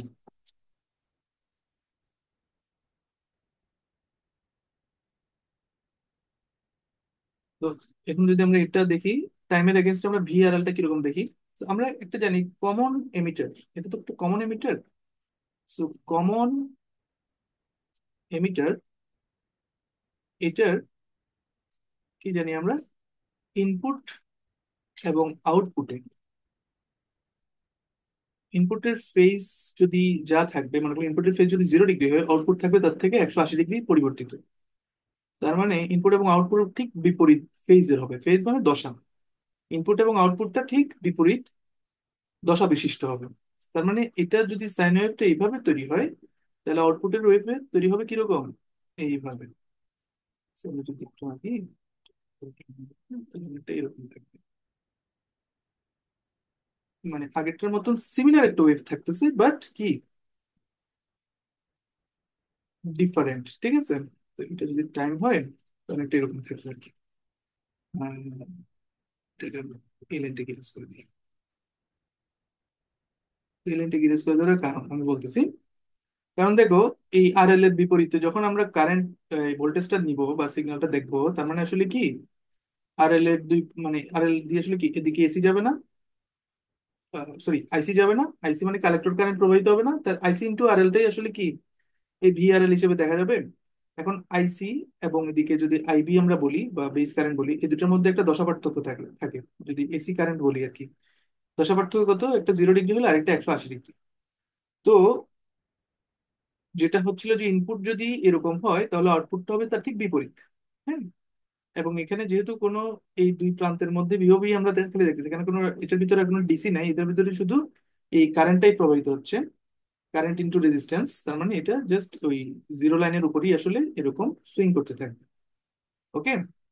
তার মানে বিপরীত দশা বিশিষ্ট একটা সুইং, এটা আমরা মনে রাখলেই হবে আর কি, ইনপুটের বিপরীত দশা বিশিষ্ট একটা সুইং, যেহেতু এটা কমন এমিটার। আবার কমন বেস বা কমন কালেক্টর হলে কিন্তু ডিফারেন্ট, তখন কিন্তু দশাটা সেম হইতো আর কি। এনিওয়ে, এখন দেখি আমরা ভি বিই, সরি পিভি না, আমরা দেখবো আসলে ভি সিই। ভিবি তো অলরেডি দেখে ফেলছি, তো আমরা দেখবো আসলে ভিসি। তো এখন আমরা দেখবো আসলে ভিসিই, কালেক্টর এবং এমিটার। দেখো কালেক্টর এমিটারের মধ্যে কি থাকবে, যেমন এমিটার যদি এটাকে 0 ভোল্ট বলি, এটা 0 ভোল্ট। তো 0 ভোল্ট থেকে এটা একটা ডিসি ভোল্টেজ উপরে উঠলো, ডিসি মানে কি, এটা এমিটারের এই প্রান্তকে যদি 0 ভোল্ট বলি, তার মানে এটা মাইনাস প্লাস, এখানে একটা অলরেডি একটু উচ্চ ভোল্টেজ ডিসি ভোল্টেজ আছে। তো সিমিলারলি এখানে একটা ডিসি ভোল্টেজ, ওই ভিবি এর মতন, ভিবি তে যেরকম একটা ডিসি ভোল্টেজ ছিল, এখানেও সেম একটা ডিসি ভোল্টেজ আছে। এখানে যদি আমরা বলি যে এই 0 ভোল্টেজ থেকে এখানে একটা উচ্চ ভোল্টেজ আছে, সেখান থেকে আবার ভোল্টেজ ড্রপ হয়েছে, কতটুকু ভোল্টেজ ড্রপ হয়েছে, এই ভি আউট পরিমাণ ড্রপ হয়েছে। তার মানে এইদিকে যে উচ্চ ভোল্টেজটা পাইছিলাম, ধরলাম এটা হইতেছে আমার সেই ভিসিসি, ভিসিসি পরিমাণ ভোল্টেজ আছে, অর্থাৎ এইটা হইতেছে আসলে ভিসিসি। ভিসিসি থেকে বাদ যাবে কে, আইসি ইন্টু আরএল, যেটা অর্থাৎ ভি আউটপুটটা বাদ যাবে। তো বাদ মানে বিয়োগ করা, তো বিয়োগ করলে যেহেতু এটা নিচের দিকে আছে, এটা উল্টে যাবে, বিয়োগ হয়ে এটা প্লাস হয়ে যাবে, এটা প্লাস হয়ে যাবে, আর উপরের দিকে যেটা থাকবে সেটা মাইনাস হয়ে যাবে। তার মানে আলটিমেটলি কি হবে, দেখো ভিবিই এবং ভিসিই এই দুটো আসলে সিমিলার গ্রাফ প্রডিউস করবে, দেখতে একই রকম। তো বুঝতে পারছো, তার মানে আসলে আমরা বলতে পারি কি, ভিবিই এবং ভিসিই দেখতে একই রকমের গ্রাফ, সমদশা সম্পন্ন যেহেতু একই রকমের গ্রাফ, কিন্তু ভি আর এল যেটা, এটা গ্রাফটা আসলে একটু তরঙ্গ চিত্রটা বিপরীত দশা সম্বলিত হবে। সো এই হইতেছে এটার গাণিতিক বিশ্লেষণ, ট্রানজিস্টরের বিভিন্ন এলিমেন্টের ভিতর দিয়ে যে আহ তরঙ্গ চিত্রগুলো হবে, তার গাণিতিক বিশ্লেষণটা এরকম ভাবে আমরা এক্সপ্লেন করতে পারবো আর কি। সো এটা খুব ট্রিকি প্রবলেম ছিল, তোমরা নিশ্চয়ই বুঝতে পারছো, এটা একটু থিওরিটিক্যাল, আমাদের কিছু কনসেপ্ট, এই যে ফেজের কনসেপ্টটা ইউজ করতে হয়েছে জাস্ট। তো আশা করি তোমাদের বুঝতে কোনো অসুবিধা হয় নাই। তো আজকে এই পর্যন্তই থাক, তোমাদের কেমন লাগলো জানাবা, আর আশা করি এটা তোমাদের বেশ উপকারে আসবে। আমি চেষ্টা করবো আরো প্রবলেম সলভের ভিডিও নিয়ে আসার জন্য তোমাদের নেক্সট। আমি চেষ্টা করবো এই তোমাদের লজিক গেট কিভাবে তৈরি করা যায়, লজিক গেট ইউজ করে কিভাবে অ্যাডার, হাফ অ্যাডার, ফুল অ্যাডার, ল্যাচ ইউজ করে কিভাবে মেমোরি সেল তৈরি করা যায়, এইগুলো এগুলো দেখানোর জন্য। ঠিক আছে। সো তোমরা ভালো থাকো, সুস্থ থাকো, আর ভিডিও যদি ভালো লেগে থাকে তাহলে সাবস্ক্রাইব করবা এবং বেল আইকনটা প্রেস করে দিও, যাতে করে তোমরা এই ভিডিওর নোটিফিকেশন ইমিডিয়েটলি পেয়ে যাবে। ঠিক আছে। তো বেস্ট অফ লাক, আজকে এই পর্যন্তই।